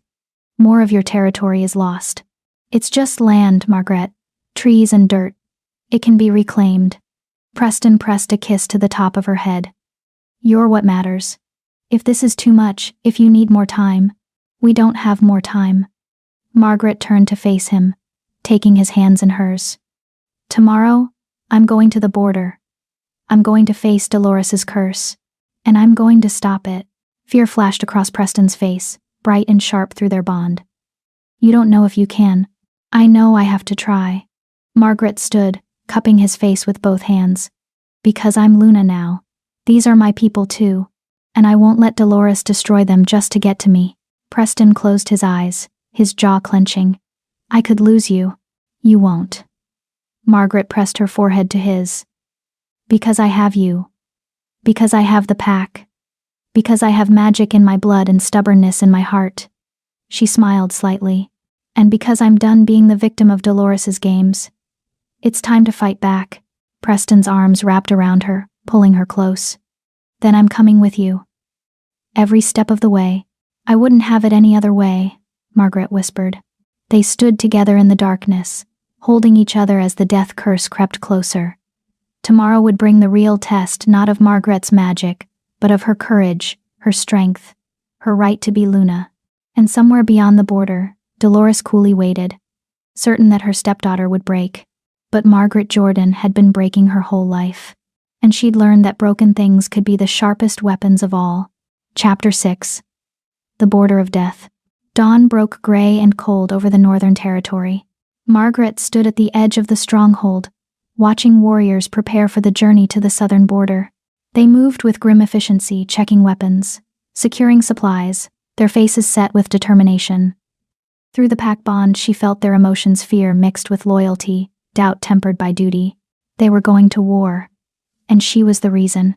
Stop that, Preston said, appearing at her side. He dressed for battle, leather armor reinforced with steel, weapons strapped to his body. He looked every inch the warrior king. I can feel your guilt through the bond. This isn't your fault, isn't it? Margaret touched the mating bite on her neck, still tender. If I hadn't freed you, if I'd just walked away, then I'd be dead, and Dolores would still be out there plotting gods know what. Preston caught her chin, forcing her to meet his eyes. You didn't create this situation, Margaret, you simply revealed it.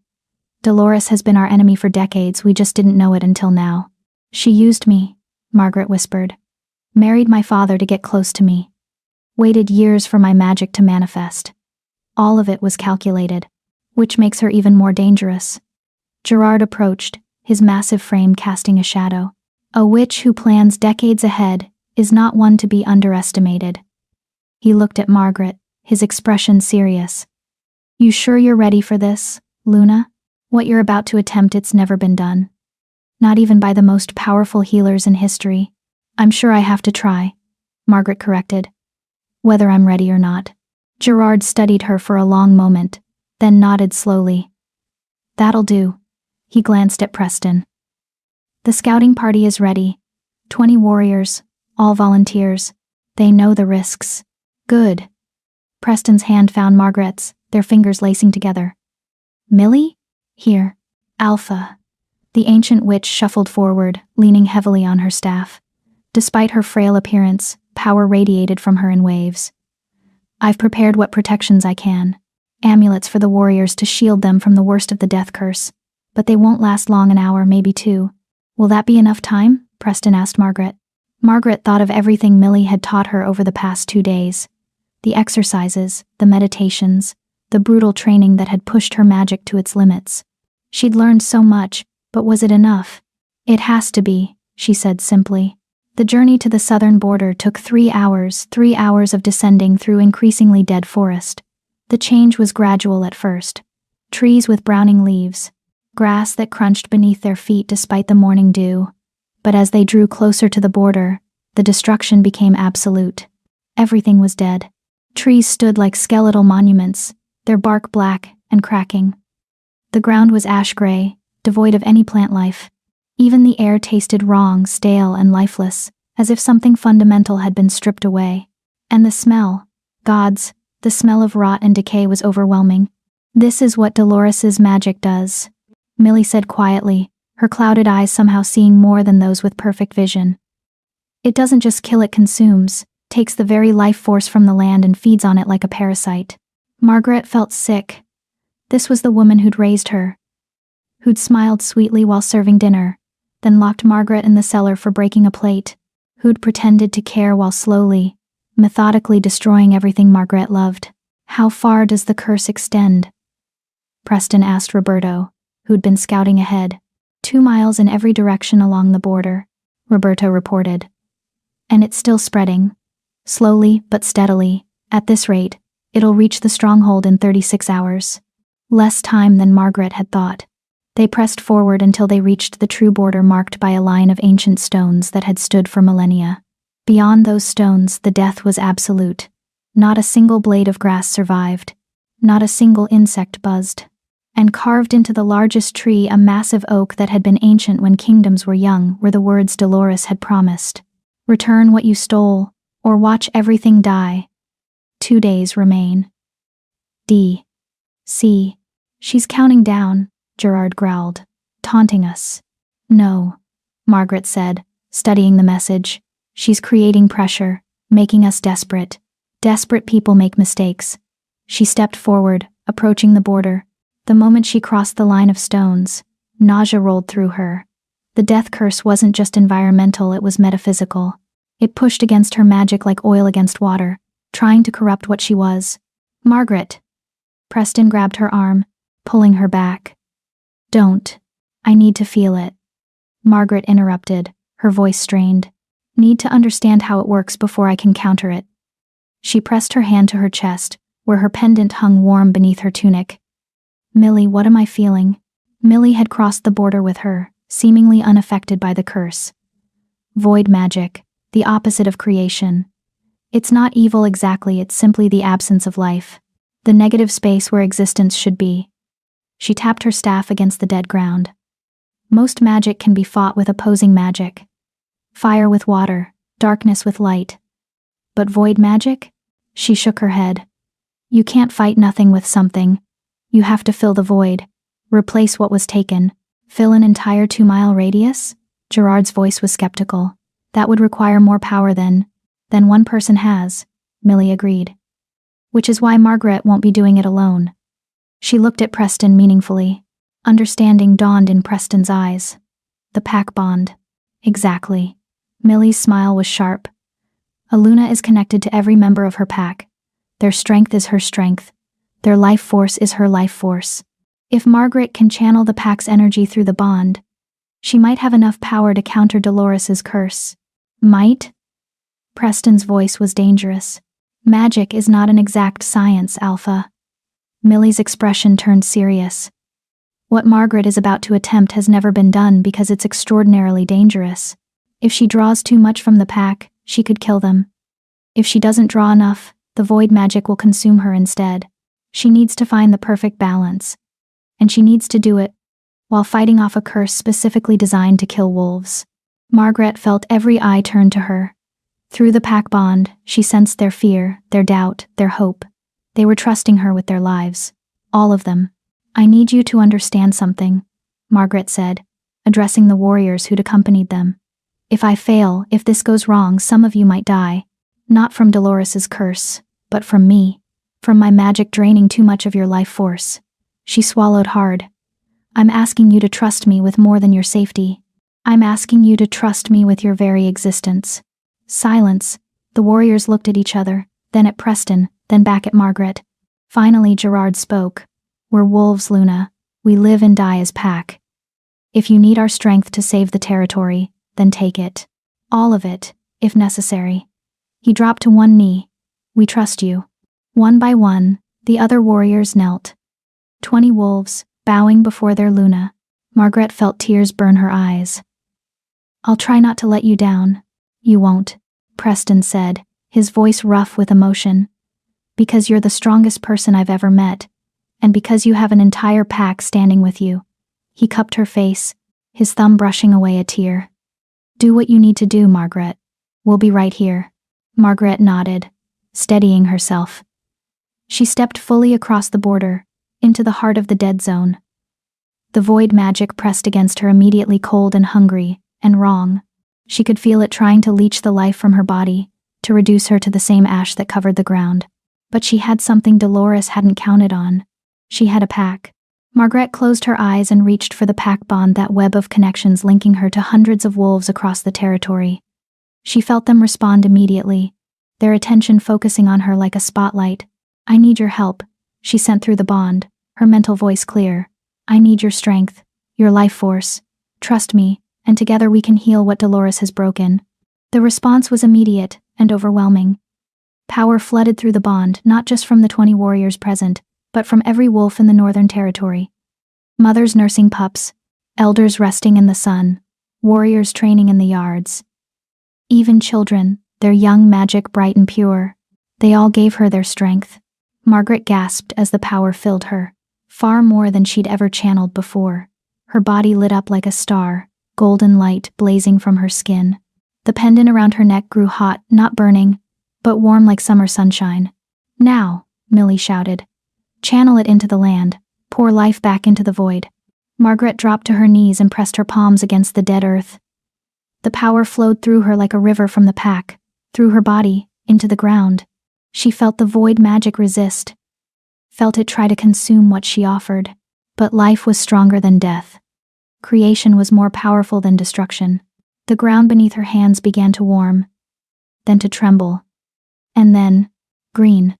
A single blade of grass pushed through the ash, tiny and perfect and impossibly alive. Then another, and another. The green spread outward from where Margaret knelt, racing across the dead zone like wildfire in reverse. Grass became saplings. Saplings became trees. Dead bark cracked and fell away, revealing healthy wood beneath. The forest was healing, but it was costing her. Margaret felt the drain intensely, not just her own energy, but the pack's. Through the bond, she felt wolves stumbling, weakening, some even collapsing. She was taking too much, pushing too hard. "Stop," Preston's voice commanded through their bond. "You're killing them. You're killing yourself."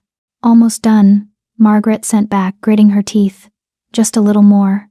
The void magic surged, fighting back with renewed fury.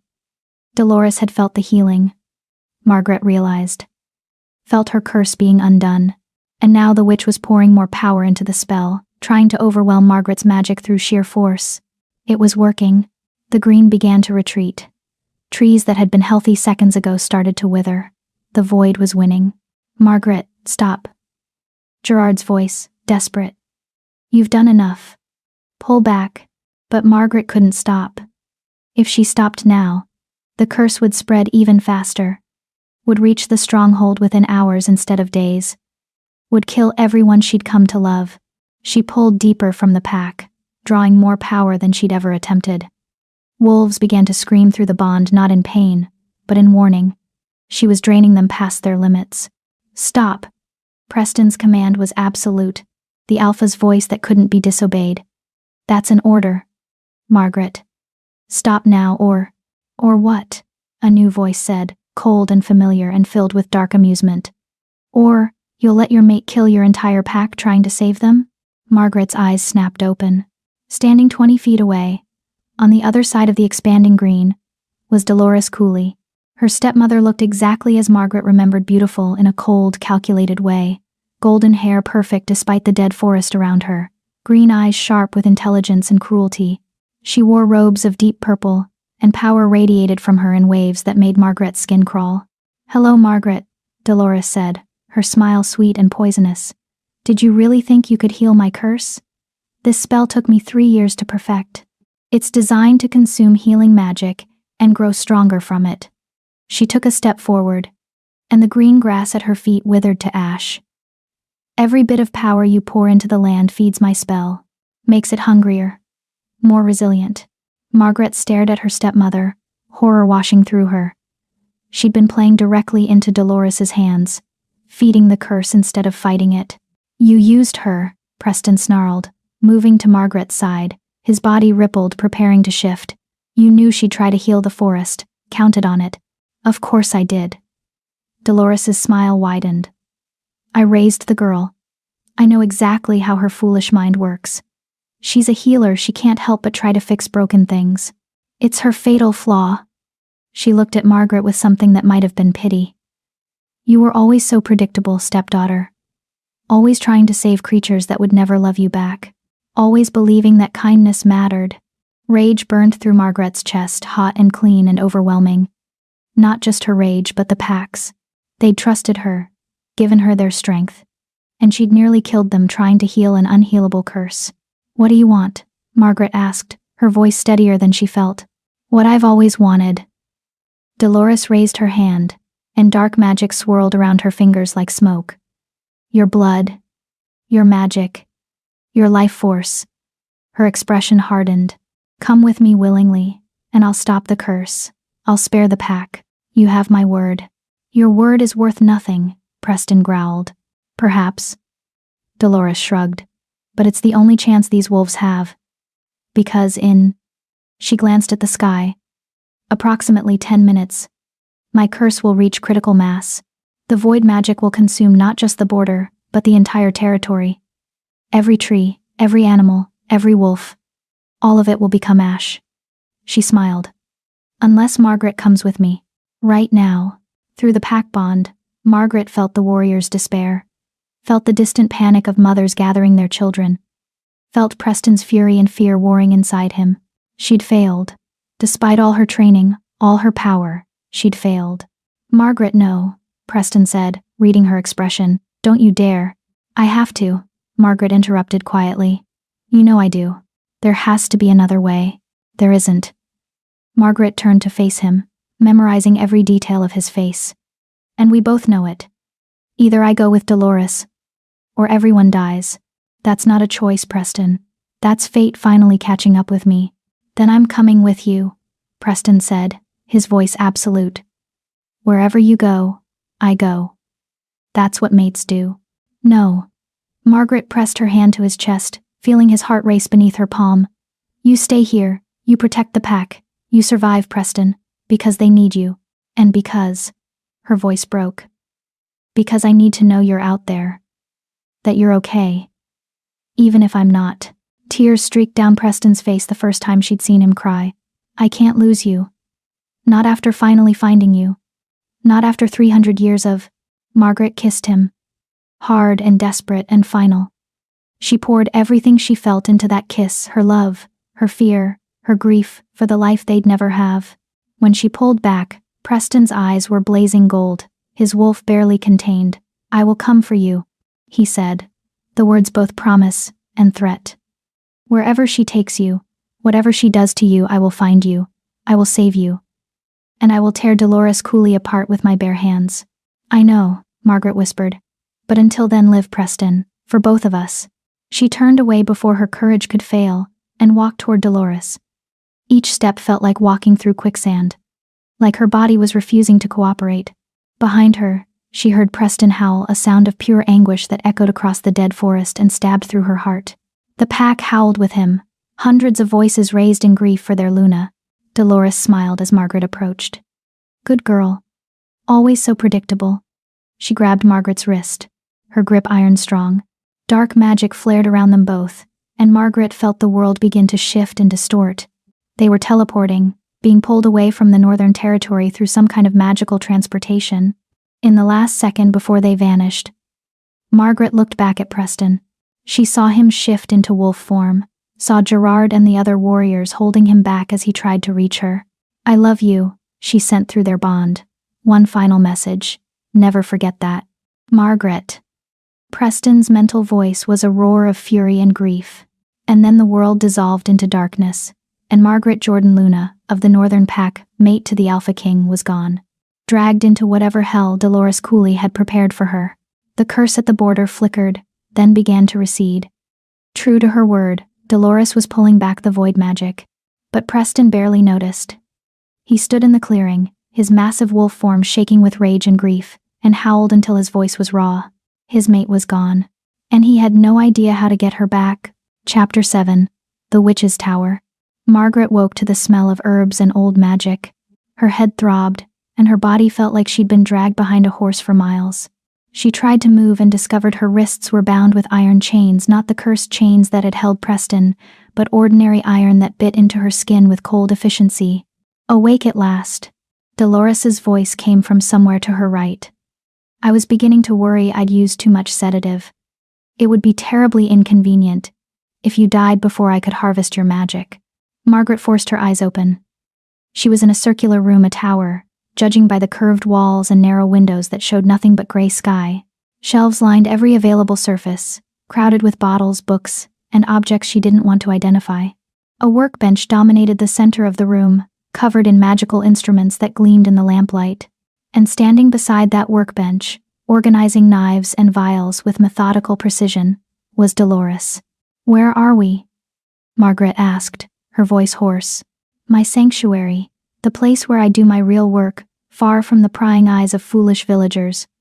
Dolores didn't look up from her preparations. We're at least 50 miles from the Northern Territory.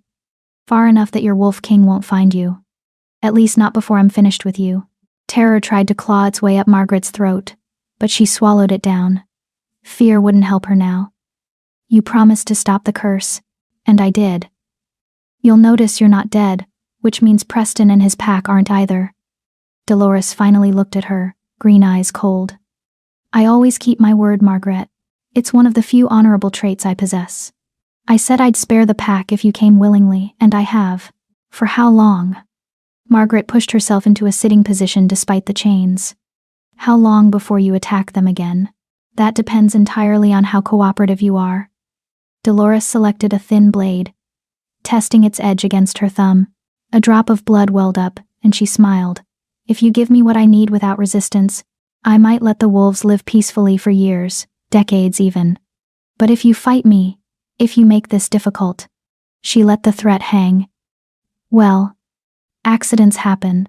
Curses sometimes slip control. Entire territories have been known to vanish. Margaret's hands clenched into fists. You're threatening to kill hundreds of innocent people because of me. I'm explaining consequences. Dolores set down the blade and approached, kneeling so they were eye level. You have magic in your blood, Margaret. Magic I've spent years positioning myself to access.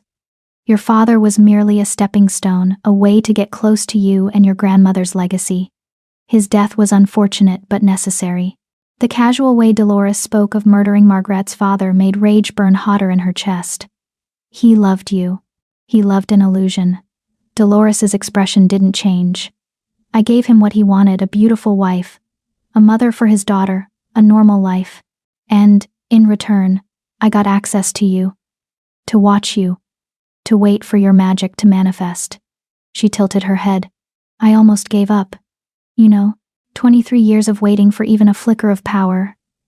I'd started to think your grandmother's blood had been too diluted, that you were just another useless human. But then you cursed Preston, Margaret said, understanding dawning. You used him as bait, knew I'd eventually wander into that forest. Not knew, hoped. Dolores stood, pacing around Margaret like a predator circling prey. I'd been monitoring the forbidden forest for years. When I finally captured the Alpha King, it was almost too perfect. I cursed him with a binding that would take months to kill him, then waited. Sent rumors through the village about wolves crying in pain, paid children to report strange sounds near the border. Her smile was cruel, and sure enough, eventually my soft-hearted stepdaughter couldn't resist investigating. Margaret felt sick. Every moment of that night in the forest, every decision she'd made had been orchestrated by Dolores. She hadn't saved Preston through chance or fate. She'd been manipulated into it. You wanted me to break the curse, Margaret whispered. Wanted me to awaken my magic. Dormant magic is useless to me. I needed you to manifest your power. And what better catalyst than breaking an impossible curse? Dolores's eyes gleamed. And it worked even better than I'd hoped. Not only did you awaken your gift, you bound yourself to the most powerful alpha in the realm. Do you know how much power flows through a completed mating bond? How much life force you now have access to through your connection to the pack? Understanding crashed over Margaret like a wave. You want the pack bond. You want to use my connection to them to harvest their collective magic, yes. Dolores returned to her workbench, selecting a crystal vial. Individually, werewolves are powerful but limited, but collectively, channeled through their Luna. She held up the vial, which swirled with dark energy. That's the kind of power that can reshape the world. Make me immortal, unstoppable. It'll kill them, Margaret said, horror washing through her. Draining that much magic through the bond will kill every wolf in the Northern Territory. Eventually, yes. Dolores examined the vial critically. But it will take weeks, perhaps months. Plenty of time for me to accomplish my goals. And by then, she shrugged. By then you'll be dead anyway, so their fate won't matter to you. The casual cruelty of it, the cold calculation made Margaret want to scream. This was the woman who'd tucked her into bed as a child, who'd made her breakfast and mended her clothes and smiled that empty smile that never reached her eyes. This was the woman who'd stolen years of her life, killed her father, and was now planning to murder hundreds more. I won't help you, Margaret said, her voice steady despite her terror.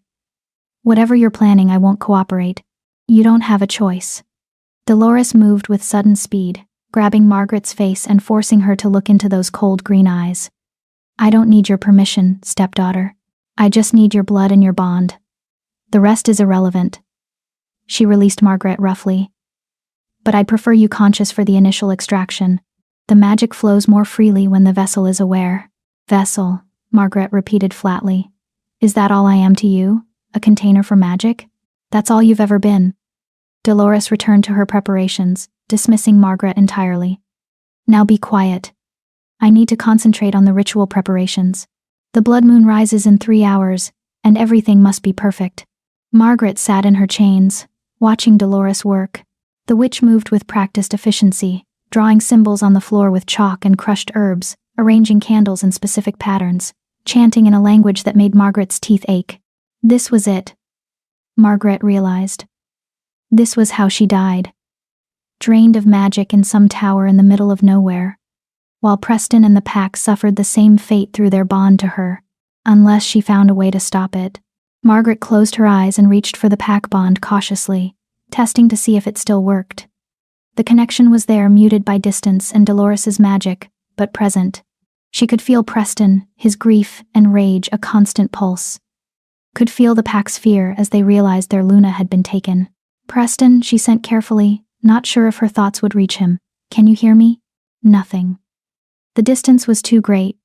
Or Dolores's tower was shielded, or Margaret. Preston's mental voice exploded through the bond. So loud she flinched. Where are you? Are you hurt? I'm coming for you. I swear I'm... Stop. Margaret interrupted, opening her eyes to make sure Dolores hadn't noticed anything. The witch was still focused on her ritual, oblivious. You can't come here. It's too dangerous. Dolores has this place warded, and she's planning something. I don't care about the danger. Tell me where you are. I don't know. Somewhere far from the territory. A tower. Margaret struggled to send more details through the bond. Preston. She's going to use my connection to the pack to drain all of you. To harvest your collective magic. If you come here, you'll just make it easier for her. Silence. Then we sever the bond. What? If the bond is what she needs, we break it. Cut the connection between us before she can use it.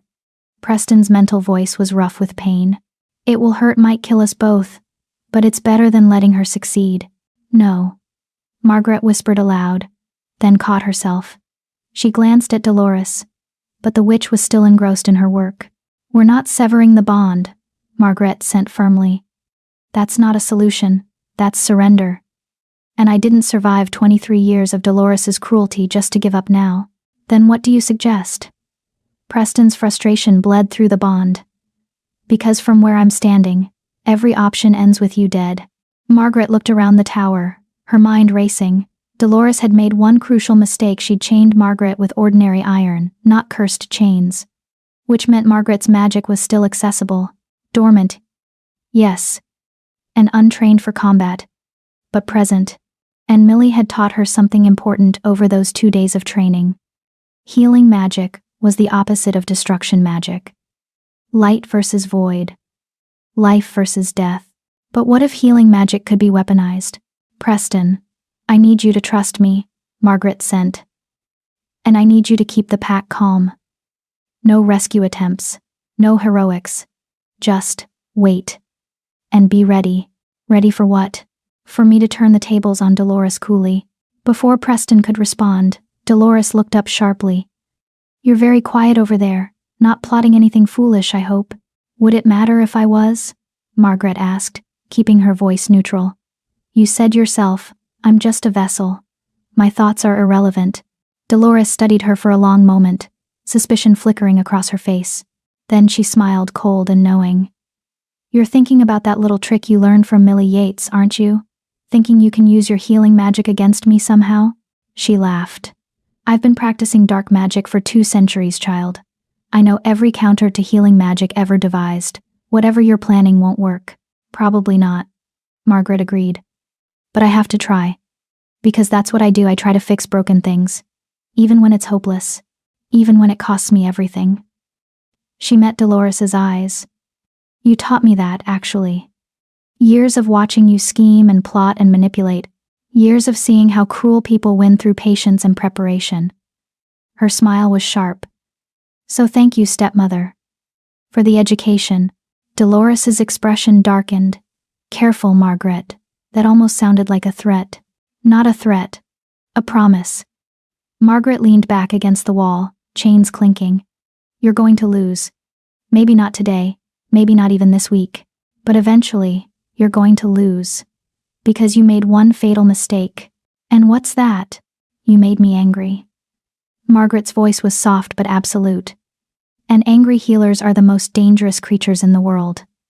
Because we know exactly how bodies work. Exactly where to hurt people. Exactly how to break them beyond repair. She tilted her head. So go ahead with your ritual, Dolores. Drain my magic. Use the pack bond. Do whatever you think will make you powerful. Margaret smiled, and it was a terrible thing, all teeth and fury and promises of violence. But know that if I survive even a minute past your ritual, I'm going to use everything you taught me, every lesson in cruelty, every demonstration of ruthlessness, and I'm going to turn it back on you. I'm going to heal you just enough to keep you alive. And then I'm going to break you. Peace. Bye. Peace. Silence filled the tower. Dolores stared at her stepdaughter, and for the first time in their long, twisted relationship, something flickered across her face that might have been fear. Well, the witch said finally, her voice carefully controlled. Perhaps you're not as soft as I thought. I was never soft, Margaret corrected. I was just kind. And you spent 23 years confusing the two. She leaned forward as far as her chains allowed. But kindness and weakness aren't the same thing, stepmother. Something you're about to learn the hard way. Dolores turned back to her ritual preparations, but Margaret saw the tension in her shoulders, saw the way her hands moved just a fraction faster, less certain. Good. Let her be afraid. Because Margaret Jordan had spent her entire life being underestimated. Being dismissed as weak, forgettable, worthless. But she'd broken an impossible curse. Become Luna to the most powerful pack in the realm. Awakened magic that had slept for generations. And she was done being anyone's victim. Through the pack bond, she felt Preston's fierce pride mixing with his fear. Felt the warriors readying themselves for battle despite her orders to wait. Felt the entire Northern Territory holding its breath, hoping their Luna would survive. I will, Margaret promised them silently. I'll survive this. And then I'm coming home. The blood moon began to rise outside the tower windows, painting the world in shades of crimson. And in that tower, 2 women prepared for war. One with centuries of dark magic and ruthless ambition. The other with newly awakened power and a fury that had been building for 23 years. Only one would walk away. And Margaret Jordan intended to make damn sure it was her. Chapter 8. The Blood Moon Ritual. The blood moon reached its zenith, and Dolores began the ritual. Margaret watched as her stepmother moved through the tower with deliberate precision, lighting candles one by one. Each flame sparked to life with unnatural red light, casting dancing shadows across the chalk symbols drawn on the floor. The air grew thick with magic, dark and oily, pressing against Margaret's skin like a physical weight. The blood moon occurs only once every 7 years, Dolores explained as she worked, her voice taking on the tone of a teacher lecturing a particularly slow student. It's the one night when the barrier between life and death grows thin. When magic that should be impossible becomes merely difficult. She lit the final candle, completing a circle around Margaret. And when harvesting life force from bonded creatures becomes exponentially more efficient. Margaret tested the chains again, pulling against them experimentally. The iron held firm, biting deeper into her wrists. She needed to time this perfectly, wait until Dolores was committed to the ritual, distracted by her own magic, before making her move. You're wasting your energy, Dolores said without looking at her. Those chains are reinforced with binding spells. Even if you break free, you won't make it out of this tower alive. I have wards on every window, every door, every escape route, Margaret finished. I know. You're thorough. You always were. She shifted, trying to find a more comfortable position. Remember when I was 12? When I tried to run away after you locked me in the cellar for 3 days? Dolores paused in her preparations, a small smile crossing her lips. You made it almost 5 miles before I found you. I was impressed, actually. Most children would have given up after one. You dragged me back and broke my arm, Margaret said quietly. Told the village doctor I'd fallen from a tree. A necessary lesson. Dolores selected a ceremonial dagger from her workbench, its blade gleaming with runes.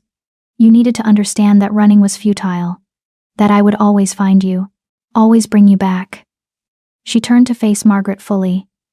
And here we are, years later, and the lesson still holds true. You ran to the wolves, and I brought you back. Just like always. The difference is I'm not 12 anymore, Margaret said. I'm not helpless. And I'm definitely not afraid of you. You should be. Dolores moved to stand before her, dagger in hand. Because in approximately 10 minutes, I'm going to cut your palm open and use your blood to activate the harvesting spell. The pack bond will flare to life, connecting me directly to every wolf in the Northern Territory. And then I'm going to drain them all slowly, painfully, and completely. Her smile widened. And you're going to feel every second of it. Every wolf that dies, every scream, every moment of agony. You'll feel it through the bond like it's happening to you. Margaret's hands clenched into fists. Preston will stop you. Preston is 50 miles away with no idea where to find you. By the time he even begins searching, it will be over. Dolores knelt beside Margaret, bringing the dagger close to her face. I've won, stepdaughter. Accept it. Through the pack bond, Margaret felt Preston's fury spike. Felt him trying to send strength, comfort, anything to help her. But the distance and Dolores's words muted the connection, turning it into barely a whisper. I love you. Preston sent, the words heavy with grief. I'm sorry I couldn't protect you. Don't apologize, Margaret sent back. And don't count me out yet. I'm full of surprises. She hoped that was true. Dolores grabbed Margaret's chained hand, pulling it forward. The ritual requires fresh blood drawn under the blood moon. 3 drops for the bond, 7 for the binding, 13 for the harvest. She pressed the dagger's tip against Margaret's palm. Try not to struggle. It will only make this hurt more. The blade bit into Margaret's skin. Pain flared sharp and immediate as blood welled up, dark red in the crimson moonlight. Dolores held Margaret's hand over a silver bowl, letting the blood drip in a steady rhythm. 1 drop. 2 drops. 3. The pack bond exploded to life. Margaret screamed as the connection magnified 100-fold, no longer muted by distance or words but amplified by Dolores's magic. She could feel every single wolf in the Northern Territory as if they were standing beside her. Their confusion. Their fear. Their sudden awareness that something was terribly wrong. Excellent, Dolores murmured, watching the blood drip. The bond is active. Now for the binding. 4 drops. 5. 6. 7. Dark magic wrapped around the pack bond like chains, and Margaret felt Dolores's presence force its way into the connection. The witch was hijacking the bond, using Margaret as a conduit to reach every wolf. Through the bond, Margaret felt the pack's terror spike. Felt mothers grabbing their children. Felt warriors scrambling for weapons. Felt Preston's roar of fury as he realized what was happening. And then the harvesting began. Dolores started chanting in that ancient language, her voice rising and falling in a rhythm that made Margaret's bones ache. The magic in the tower intensified, swirling around them both like a vortex. And through the bond, Margaret felt the first wolf begin to weaken. An elderly male named Gustavo Bean, who'd been resting by his fire, his life force began to drain away, pulled through the pack bond, through Margaret, into Dolores's waiting magic. He collapsed, his strength failing, his heart slowing. No, Margaret sent desperately through the bond. Hold on, Gustavo, please hold on. But he was already dying. Stop, Margaret shouted at Dolores. You said you'd spare them. You promised. I said I'd spare them if you cooperated, Dolores corrected, not pausing in her chanting. This is cooperation. She smiled. Unless you'd prefer I drain them all at once? Kill the entire pack in minutes instead of hours. Because I can certainly arrange that. More wolves began to weaken, children crying as their parents stumbled, warriors dropping their weapons as their strength failed. The pack was dying, and Margaret could feel every second of it through the bond. She had to stop this, had to do something. But what could she do? She was chained, powerless, and Dolores controlled the ritual completely. Unless An idea sparked in Margaret's mind, terrible and desperate, and possibly suicidal. But it was the only chance she had. Millie had taught her that healing magic was the opposite of void magic. That creation countered destruction. But what if that principle worked in reverse? What if destruction targeted, controlled destruction, could counter Dolores's harvesting spell? Margaret closed her eyes and reached for her magic. Not the gentle, nurturing, healing power she'd used to mend wounds and restore plants. But something darker. Sharper. The destructive potential that existed in every healer. Because healers knew exactly how bodies worked. Knew which organs were vital and which were redundant. Knew where to cut to cause maximum pain. Knew how to keep someone alive while systematically breaking them down. Dolores had been right about one thing. Margaret had learned from her stepmother, had absorbed 23 years of lessons in cruelty and ruthlessness. Now she was going to use them. Margaret pulled power from the pack bond not to heal but to weaponize. She shaped that power into something sharp and precise, then sent it racing back through the connection between her and Dolores. The witch had hijacked the bond to drain the pack, which meant she was connected to Margaret in ways she might not have anticipated. The magic struck Dolores like a hammer. The witch gasped, stumbling backward. Her chanting broke, and the harvesting spell flickered. Through the pack bond, Margaret felt the pressure on the wolves ease slightly. "What?" Dolores started, then screamed, as Margaret hit her again. This time, Margaret targeted something specific, the blood vessels in Dolores's brain. Not enough to kill, but enough to cause blinding pain. Enough to disrupt her concentration. "You wanted cooperation?" Margaret said, her voice cold. "Here's my cooperation." She pulled more power from the bond, ignoring Preston's mental shout of warning, ignoring the strain on her own body. She shaped the magic into a blade, and drove it into Dolores's nervous system, lighting up every pain receptor simultaneously. Dolores collapsed to her knees, the ceremonial dagger clattering from her hand. "Impossible," she gasped. "You can't, healers can't. Healers can't weaponize their magic."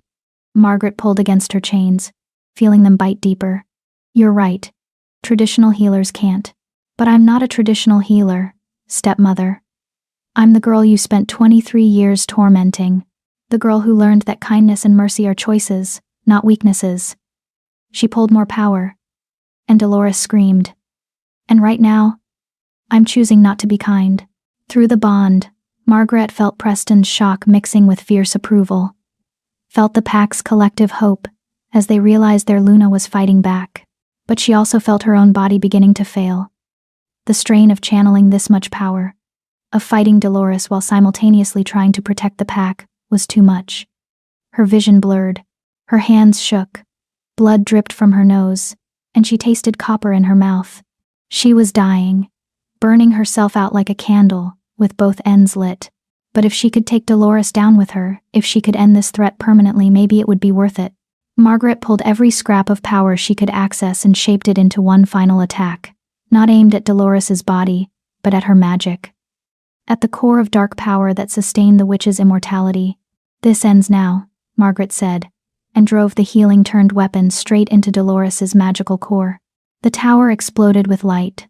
Dolores shrieked a sound of pure agony that shattered windows and cracked stone. Her body convulsed, dark magic pouring from her in waves. As Margaret's attack tore through her defenses, the harvesting spell collapsed completely, the connection to the pack bond severing with a snap that made Margaret's ears ring. But Dolores wasn't finished. With a snarl of rage, the witch lunged for the ceremonial dagger. Her hand closed around the hilt, and she spun toward Margaret with murder in her eyes. "If I can't have your magic," Dolores hissed, blood streaming from her nose and ears, "then no one will." She raised the dagger, preparing to drive it into Margaret's heart. The tower door exploded inward. A massive black wolf burst through the opening, moving with a speed that defied physics. It crashed into Dolores, sending her flying across the room. The dagger skittered away, disappearing under the workbench. "Preston," Margaret sent, relief flooding through her. "You found me." The wolf Preston shifted mid-stride, his human form emerging without breaking momentum. He was on Dolores in seconds, his hand wrapped around her throat, lifting her off the ground.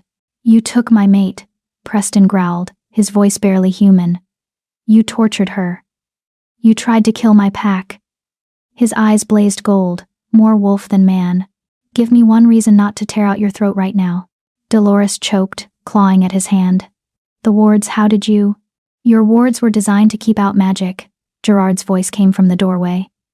The head warrior strode in, followed by a dozen more wolves in human form.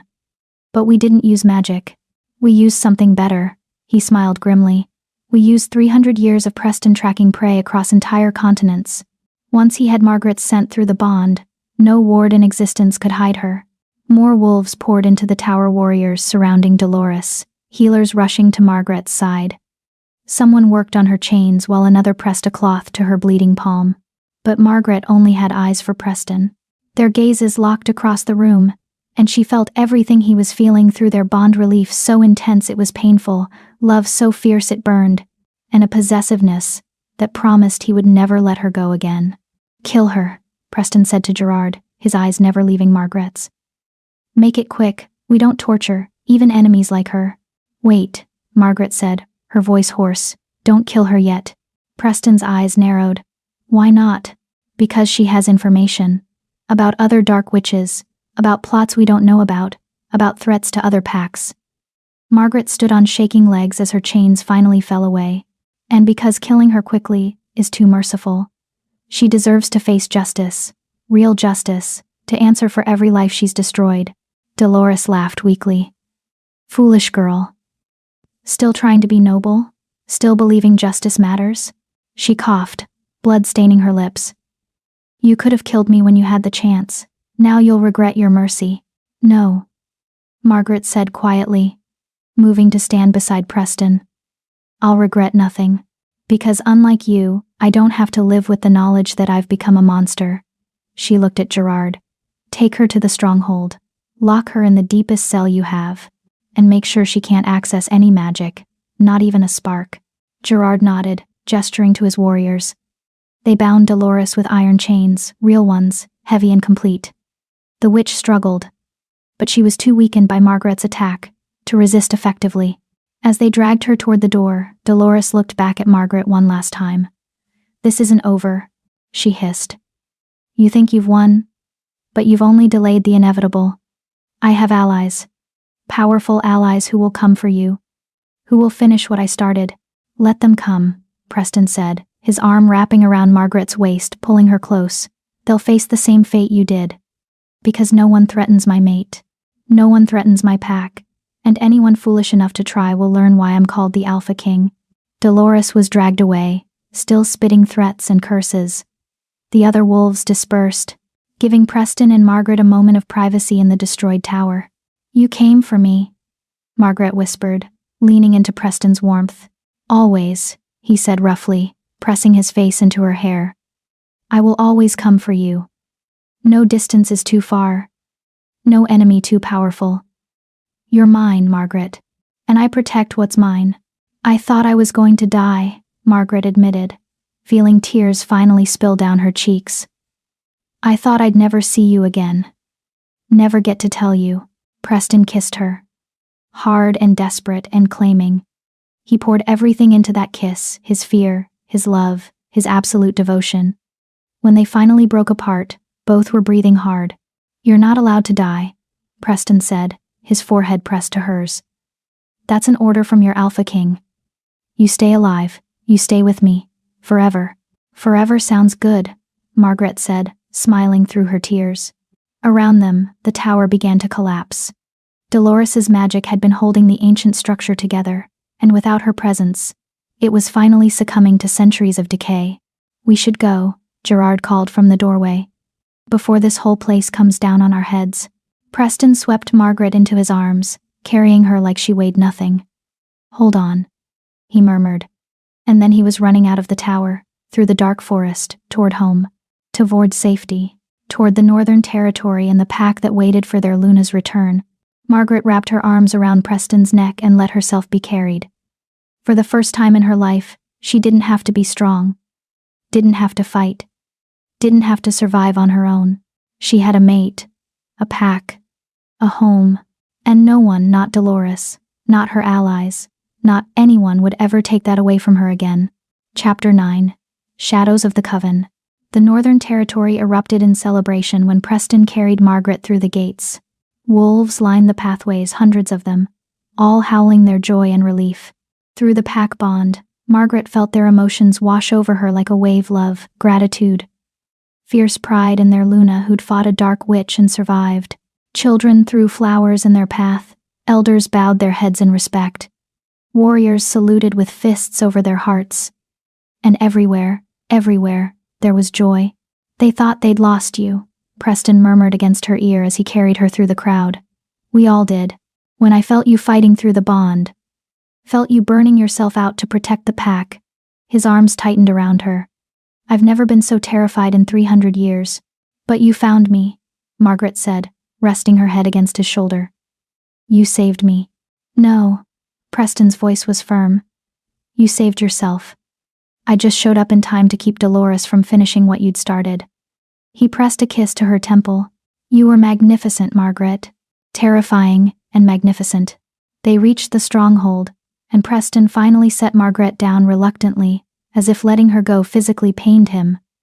Immediately, Millie shuffled forward, her clouded eyes somehow seeing everything. Let me look at you, child. The ancient witch commanded, her weathered hands reaching for Margaret. She examined the bandages around Margaret's wrists, where the chains had cut deep, checked her pulse, peered into her eyes. You channeled too much power. Burned through your reserves. And then some. You're lucky to be alive. I didn't feel lucky, Margaret admitted. I felt desperate. Desperation makes us do impossible things. Millie's expression softened. What you did weaponizing healing magic, it should have killed you. The strain alone should have stopped your heart. She touched Margaret's chest, right over her heart. But you have something most healers don't. The pack bond. They were feeding you strength even as you tried to protect them. A beautiful cycle, you giving everything to save them giving everything to save you.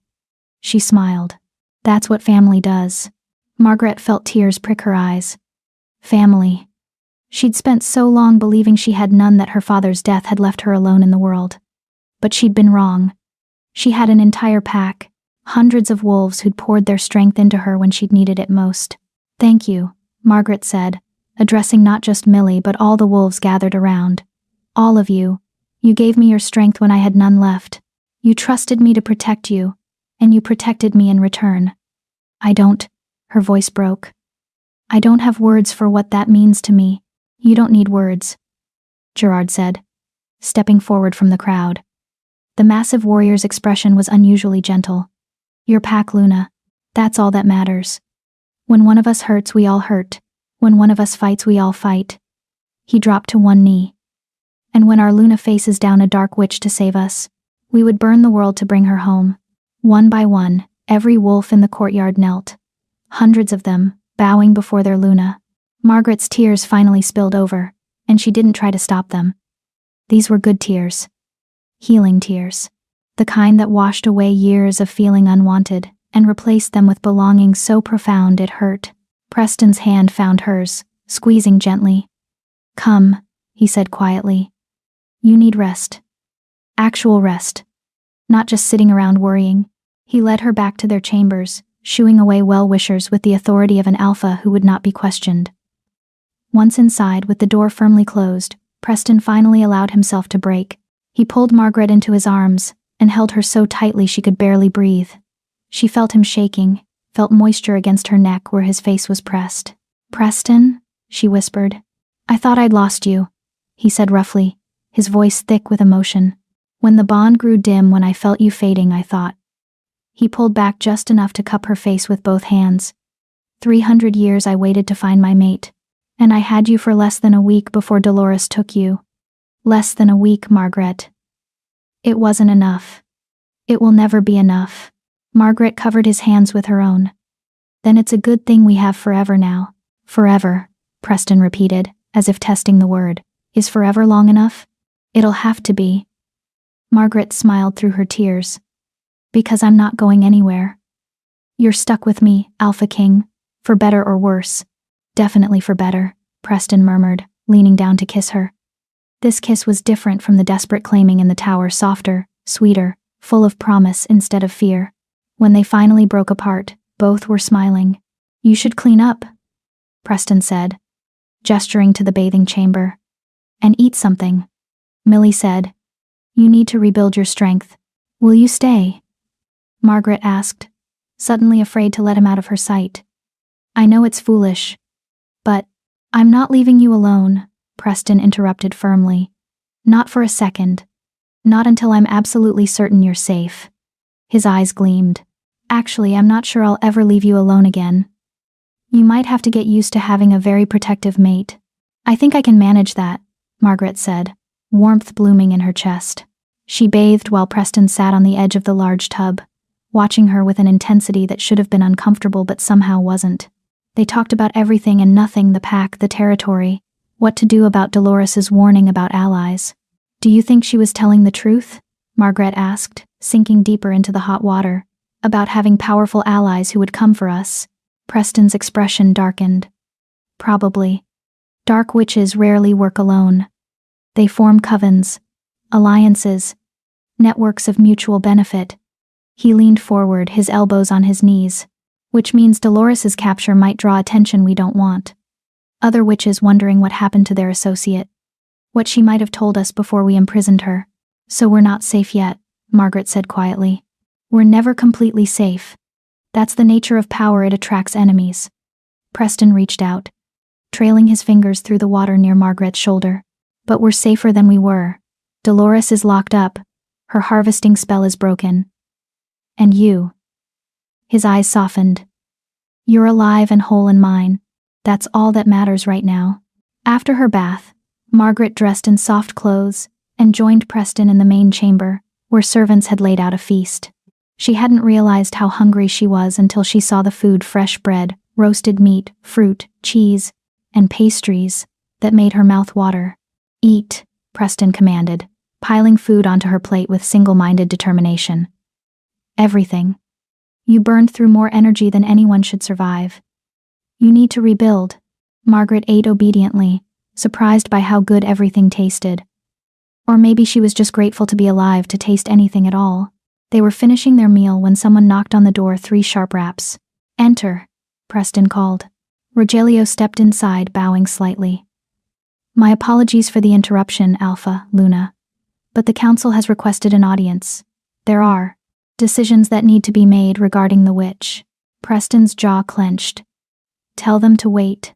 With respect, my lord, they believe this is urgent. The witch has been attempting to communicate with something, or someone. The guards reported strange lights in her cell, and her chains grew hot enough to burn. They've doubled the wards, but..." Rogelio's expression was grim. "The elders fear she's calling for help." Margaret's stomach dropped. "Her allies. She's trying to contact them." "We need to question her," Preston said, standing. "Now, before she can give away our location or our defenses." He looked at Margaret. "You should rest." "I'm coming with you," Margaret interrupted, standing as well.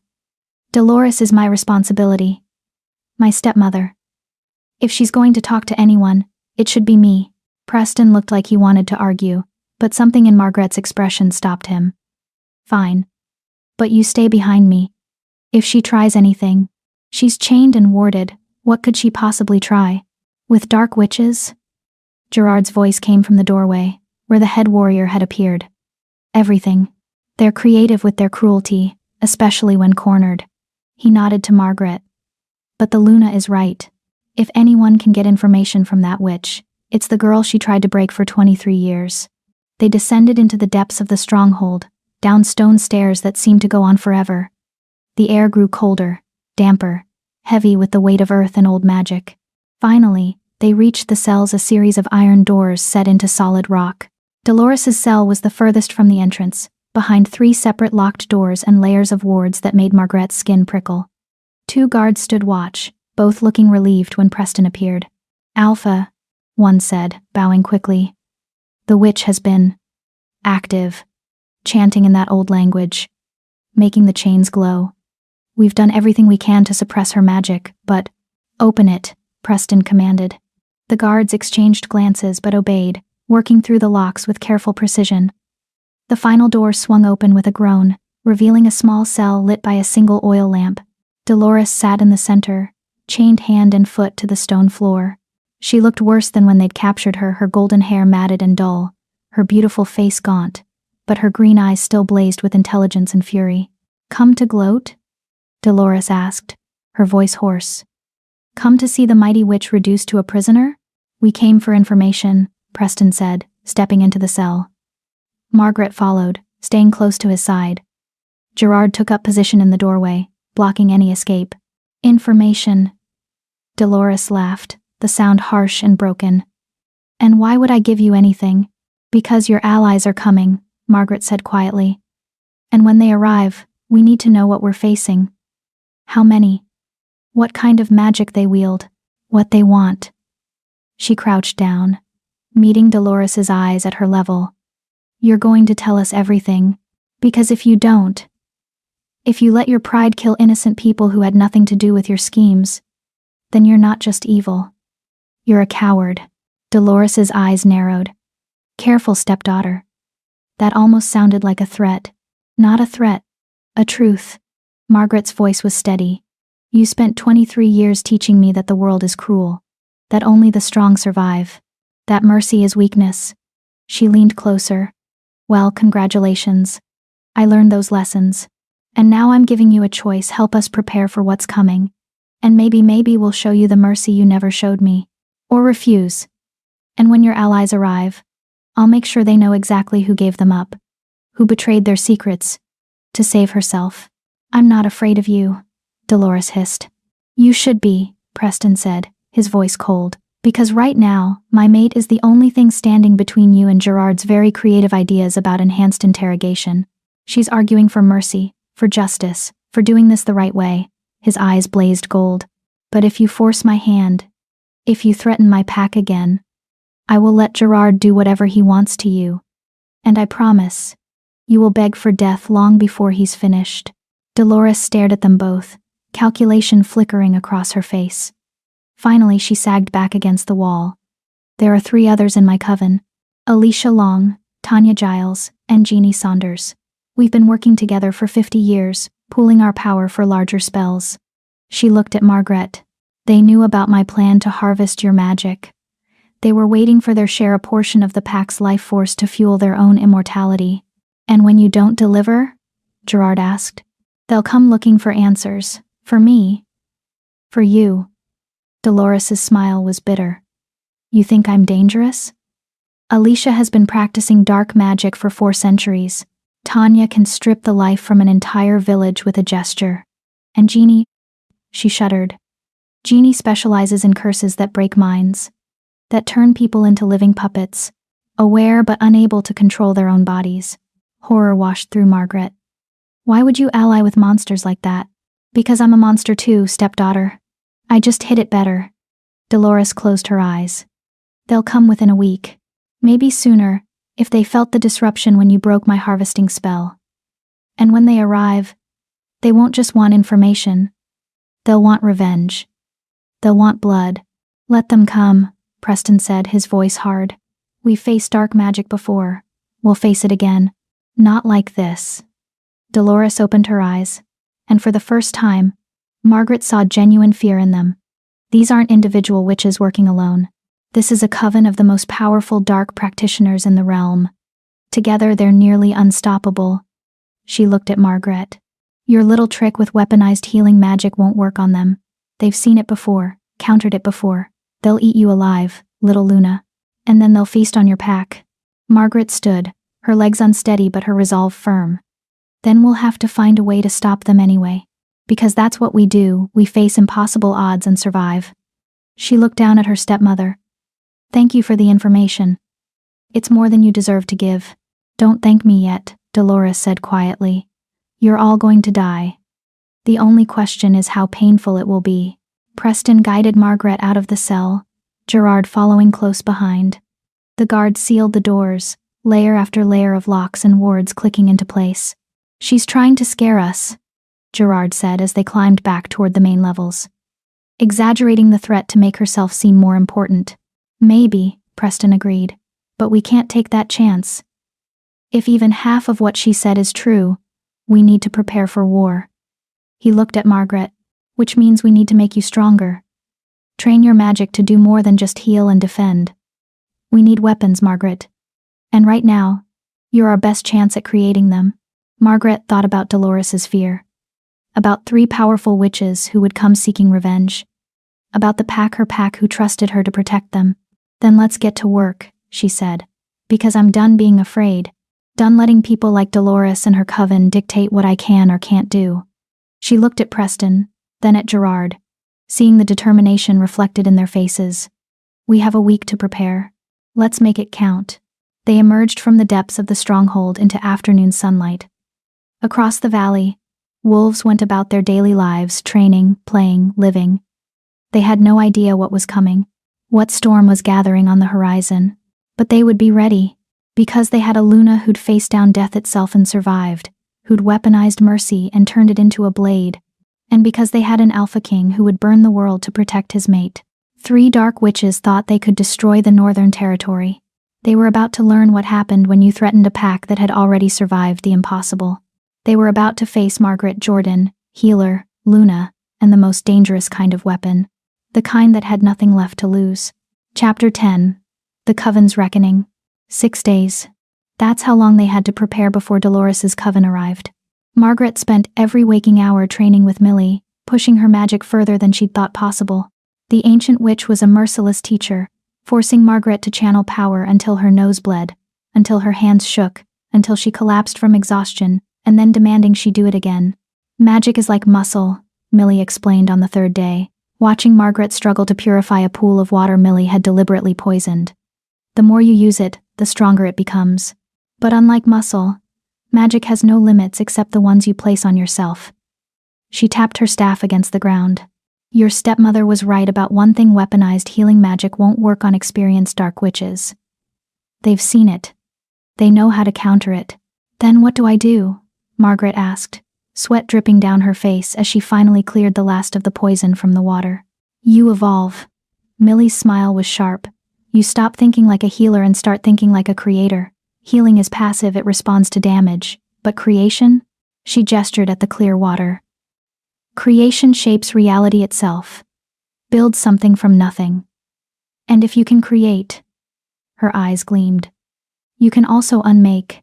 Understanding dawned slowly. "You want me to learn destruction magic?" "Not destruction, deconstruction."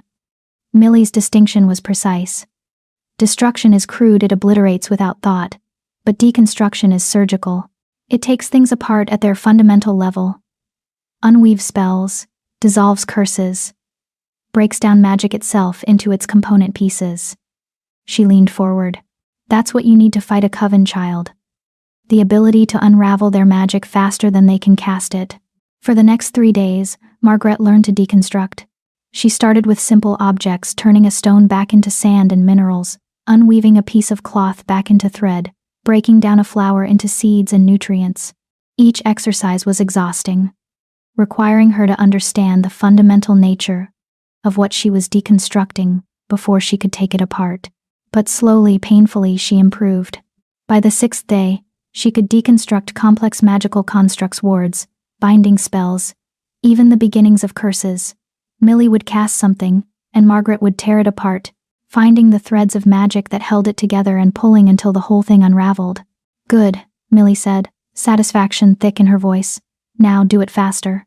While Margaret trained her magic, Preston prepared the pack for war. Warriors drilled from dawn until dusk, practicing formations and tactics. Scouts were sent to every border, watching for the coven's approach.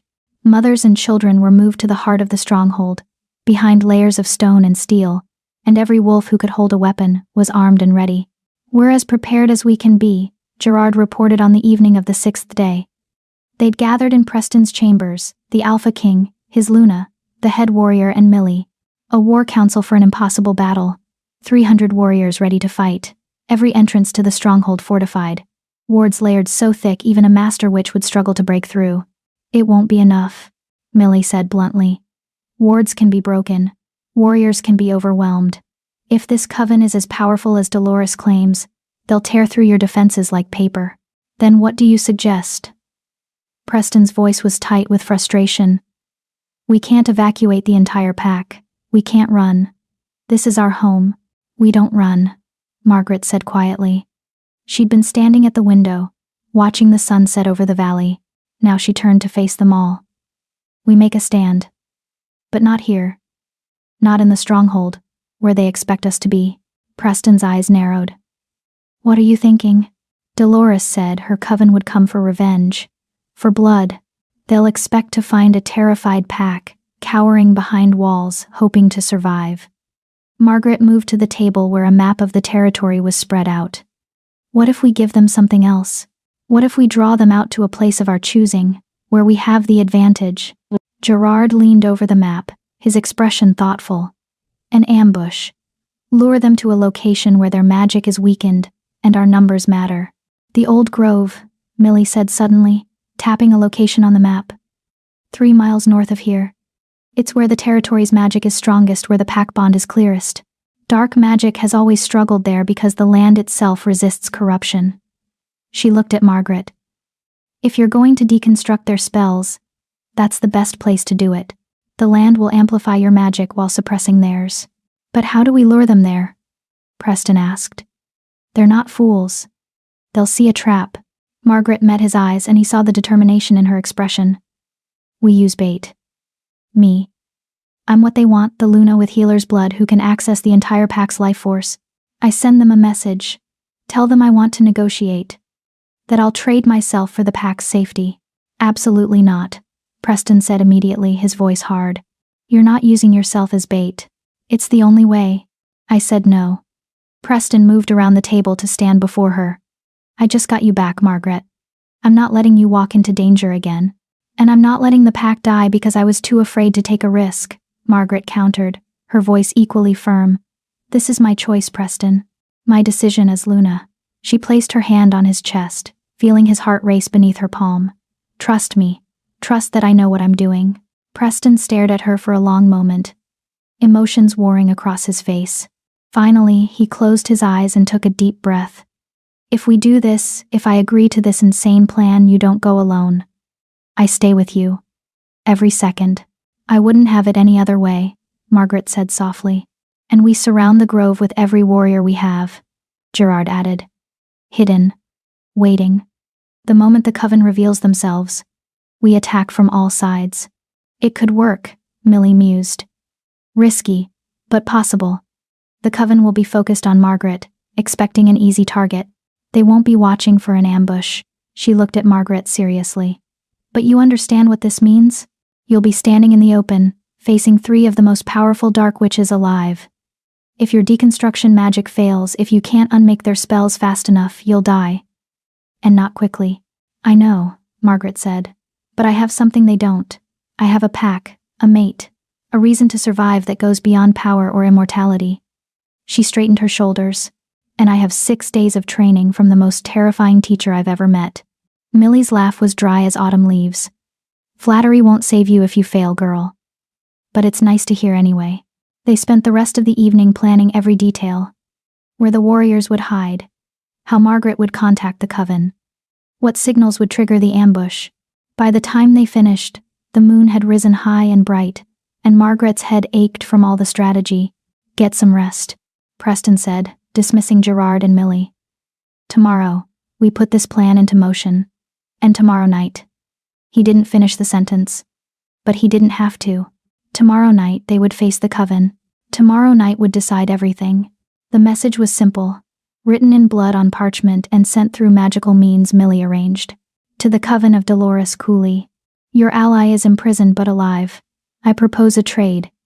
Information about her fate in exchange for safe passage for my pack.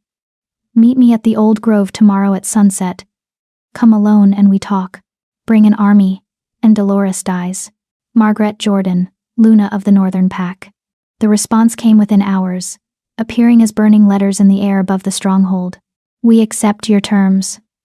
Sunset tomorrow. The old grove.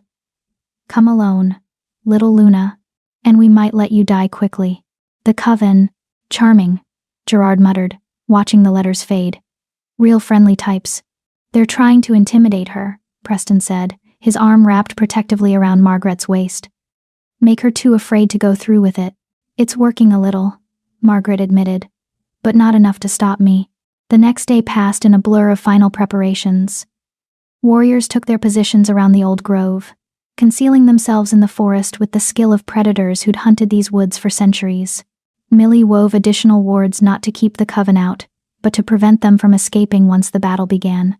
And Margaret stood in the center of the stronghold courtyard, eyes closed, drawing power from the pack bond. Every wolf in the territory was feeding her their strength, their courage, their absolute faith that their Luna would protect them. "We believe in you," Preston sent through their mate bond. "Every single one of us. Don't make me cry before a battle," Margaret sent back, but she was smiling. "That's terrible strategy. Then I'll save the emotional declarations for after. When we've won, Margaret corrected. "This is pack, remember? We do this together." As the sun began to set, Preston and Margaret made their way to the old grove. It was a beautiful place, ancient trees forming a natural cathedral, their branches intertwining overhead to create a canopy of green. Flowers bloomed despite the approaching winter, and the air hummed with old magic. "The pack's magic is strong here," Margaret said, feeling it pulse beneath her feet. "I can feel every wolf in the territory like they're standing beside me." "That's because we are." Gerard's voice came from somewhere in the trees. He was hidden, along with 300 other warriors, but Margaret felt his presence through the bond. "Ready when you are, Luna." Margaret took her position in the center of the grove, Preston beside her. They debated whether he should hide with the others, but Preston had refused absolutely. Where his mate went, he went. No exceptions. The sun touched the horizon, painting the sky in shades of red and gold, and the coven arrived. They didn't walk in like normal people. They materialized from shadows, 3 women who radiated power so intense it made the air shimmer. Margaret recognized them immediately from Dolores's descriptions. Alicia Long was tall and elegant, with silver hair that floated as if underwater and eyes like chips of ice. She wore robes of midnight blue, and frost gathered wherever she stepped.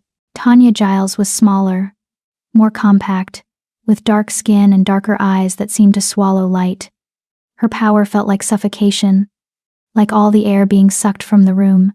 She smiled, and Margaret saw blackened teeth, and Jeannie Saunders. Jeannie looked almost normal. Pleasant, even, with kind features and warm brown eyes. But there was something wrong about her smile. Something that made Margaret's skin crawl. This was the one who specialized in breaking minds. "The Luna," Alicia said, her voice like wind through a crypt. "How disappointing. I expected someone more impressive." "Dolores always did have poor taste," Tanya added, circling slowly. "Wasting decades on this little thing. Such a waste of time and resources." "Where is our sister?" Jeannie asked, her voice still somehow warm despite the threat implicit in the question. "Where is Dolores?" "Imprisoned," Margaret said, keeping her voice steady. "In the stronghold, behind wards and chains. She's alive, but she won't be practicing magic anytime soon." "And you thought we'd be grateful for this information?" Alicia's laugh was sharp. "Thought we'd leave peacefully. Perhaps even reward you?" She raised her hand, and frost began to spread across the ground toward Margaret. "How delightfully naive. I didn't expect gratitude," Margaret said. "I expected exactly what you're doing, attacking immediately, showing your true nature." She smiled, and it was all teeth. "Which is why I didn't come alone." Preston howled a signal that echoed across the grove. 300 wolves emerged from hiding. They burst from the trees, from the undergrowth, from concealed positions that had been invisible moments before. Warriors in both human and wolf form, surrounding the grove completely. The coven stopped, looking around at the encircling pack with expressions that ranged from surprise to amusement. "An ambush," Tanya said, laughing. "How predictable. Did you really think numbers would matter against us, little Luna?" "No," Margaret said. "But I thought they'd make excellent witnesses." She pulled power from the pack bond, all of it. Every scrap of strength her wolves could give. Her body lit up with golden light, and her grandmother's pendant blazed like a star. "Because I want them to see this. Want them to watch while I tear your magic apart piece by piece." She reached out with her deconstruction magic and grabbed the frost spreading toward her.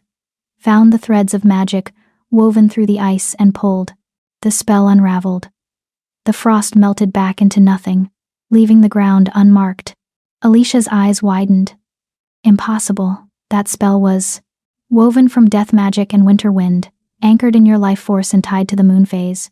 Margaret finished. I can see it all. Every thread, every connection, every weakness. She smiled. And I can take it apart faster than you can rebuild it. Then try this. Tanya thrust her hands forward, and the suffocating magic poured out a wave of darkness that tried to steal the air from everyone's lungs. Margaret met it with deconstruction. She tore into the spell, finding the core that sustained it and ripping it apart. The darkness dissipated like smoke, and Tanya stumbled backward, gasping. Not possible, the witch whispered. You're just a healer.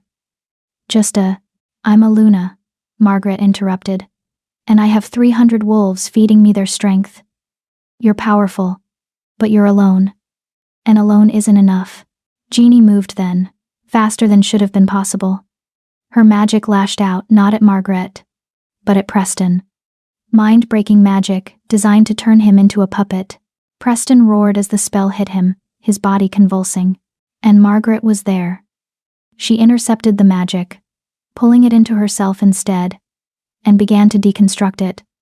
But this spell was different, more complex, more insidious. It tried to burrow into her thoughts, to break her mind piece by piece. No. Margaret sent through the pack bond, drawing on the collective willpower of 300 wolves. You don't get to break me. You don't get to break anyone. She grabbed every thread of Jeannie's mind magic and pulled. The spell came apart not gently but explosively, and the backlash hit Jeannie like a physical blow. The witch screamed, blood pouring from her nose and ears. Enough! Alicia shrieked. You want war? Fine. We'll give you war. She, Tanya, and Jeannie joined hands, their power combining into something massive and terrible. The air turned black. The ground cracked. And a curse began to form, not targeted at Margaret, but at the entire grove, at every wolf present. It was the same spell Dolores had used. The death curse. The void magic that consumed everything it touched, and it was 100 times more powerful than before. Everyone back, Gerard shouted, but it was too late. The curse spread too fast, reaching for the warriors with hungry tendrils of darkness. Margaret felt them dying, felt the void magic touch wolf after wolf, beginning to drain their life force, felt mothers shielding their children, warriors standing firm even as the curse consumed them, felt her pack, her family preparing to die rather than abandon their Luna. No. Margaret pulled, not just from the pack bond, but from the land itself. From the old magic that saturated this grove, accumulated over centuries. From the trees and the flowers and the earth, from every living thing that had ever touched this place.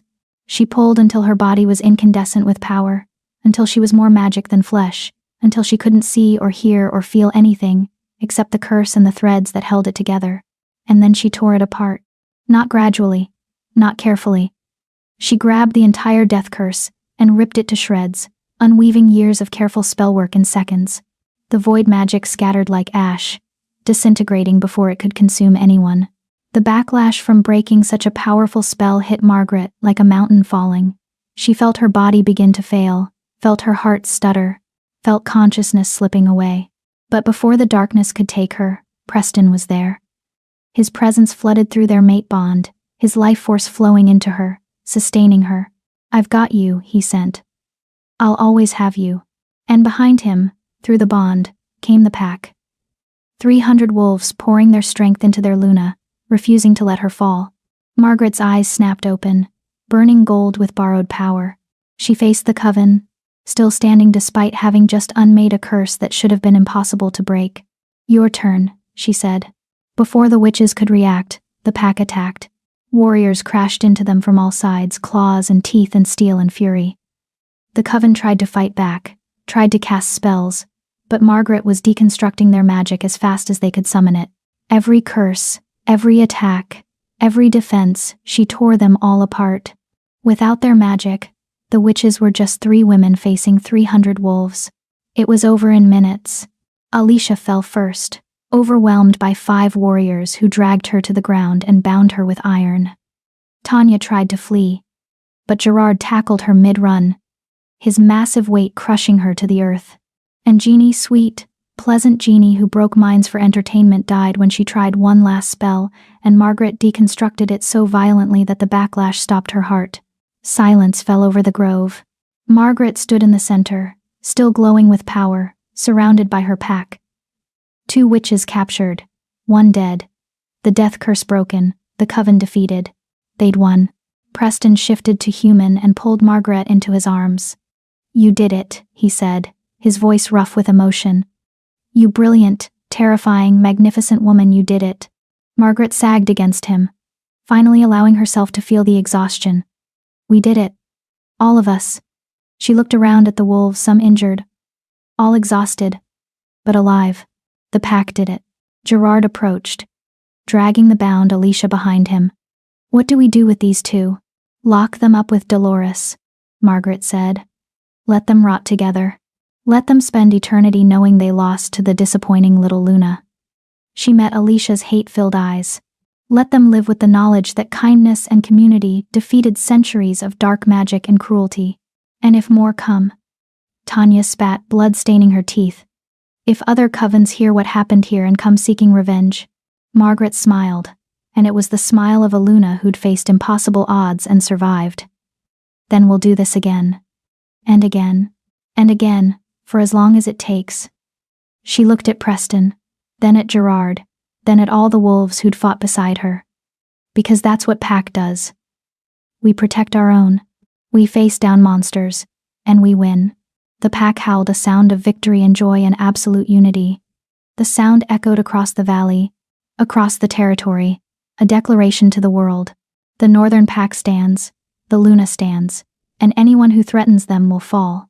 3 months later, Margaret stood on the balcony of the stronghold, watching the sunrise paint the valley in shades of gold and pink. Spring had come to the northern territory, bringing new growth and new life.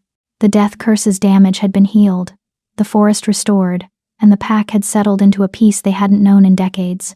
"You're up early," Preston said, wrapping his arms around her from behind. "Again." "Couldn't sleep," Margaret admitted, leaning back against his chest. "Too much to think about." "Like what?" "Like how different everything is now. 3 months ago, I was Margaret Jordan Baker's assistant. Nobody special, just trying to survive." She placed her hands over his where they rested on her stomach. "And now I'm Luna of the most powerful pack in the realm, mate to an alpha king, a woman who defeated a coven of dark witches."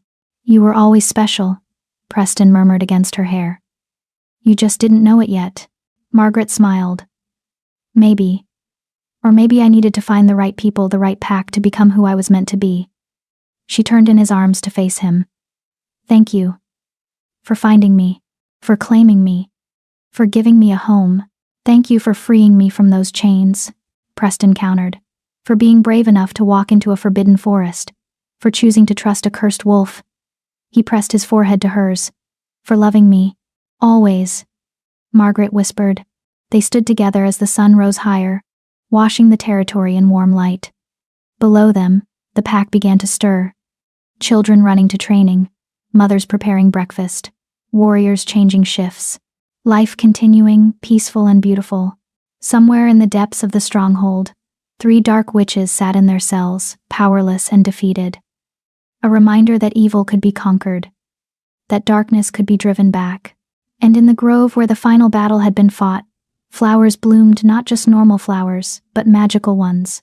Golden blossoms that glowed softly at night, sustained by the residual power from Margaret's deconstruction magic. The pack had named them Luna's blessing. A reminder that from destruction could come creation, that from battle could come beauty, that the broken could be healed. Margaret Jordan had spent her life believing she was nothing special. Just another forgotten girl trying to survive in a world that didn't want her. But she'd been wrong. She was a healer who could weaponize mercy. A Luna who would burn the world to protect her pack. A woman who'd faced down death itself and emerged victorious. She was special. She was powerful. She was exactly where she belonged. And anyone who'd ever told her otherwise, Dolores, Cindy, every cruel voice that had tried to break her could rot in their cells and regret every mistake they'd ever made. Because Margaret Jordan wasn't broken anymore. She was whole. She was home. She was loved. And she was never, ever going back to being invisible again. As Margaret's story draws to a close, dear viewers, I'm left thinking about something profound. She was told her entire life that she was nothing. That kindness was foolishness. That helping the helpless would only lead to pain. And you know what? Those people were partially right.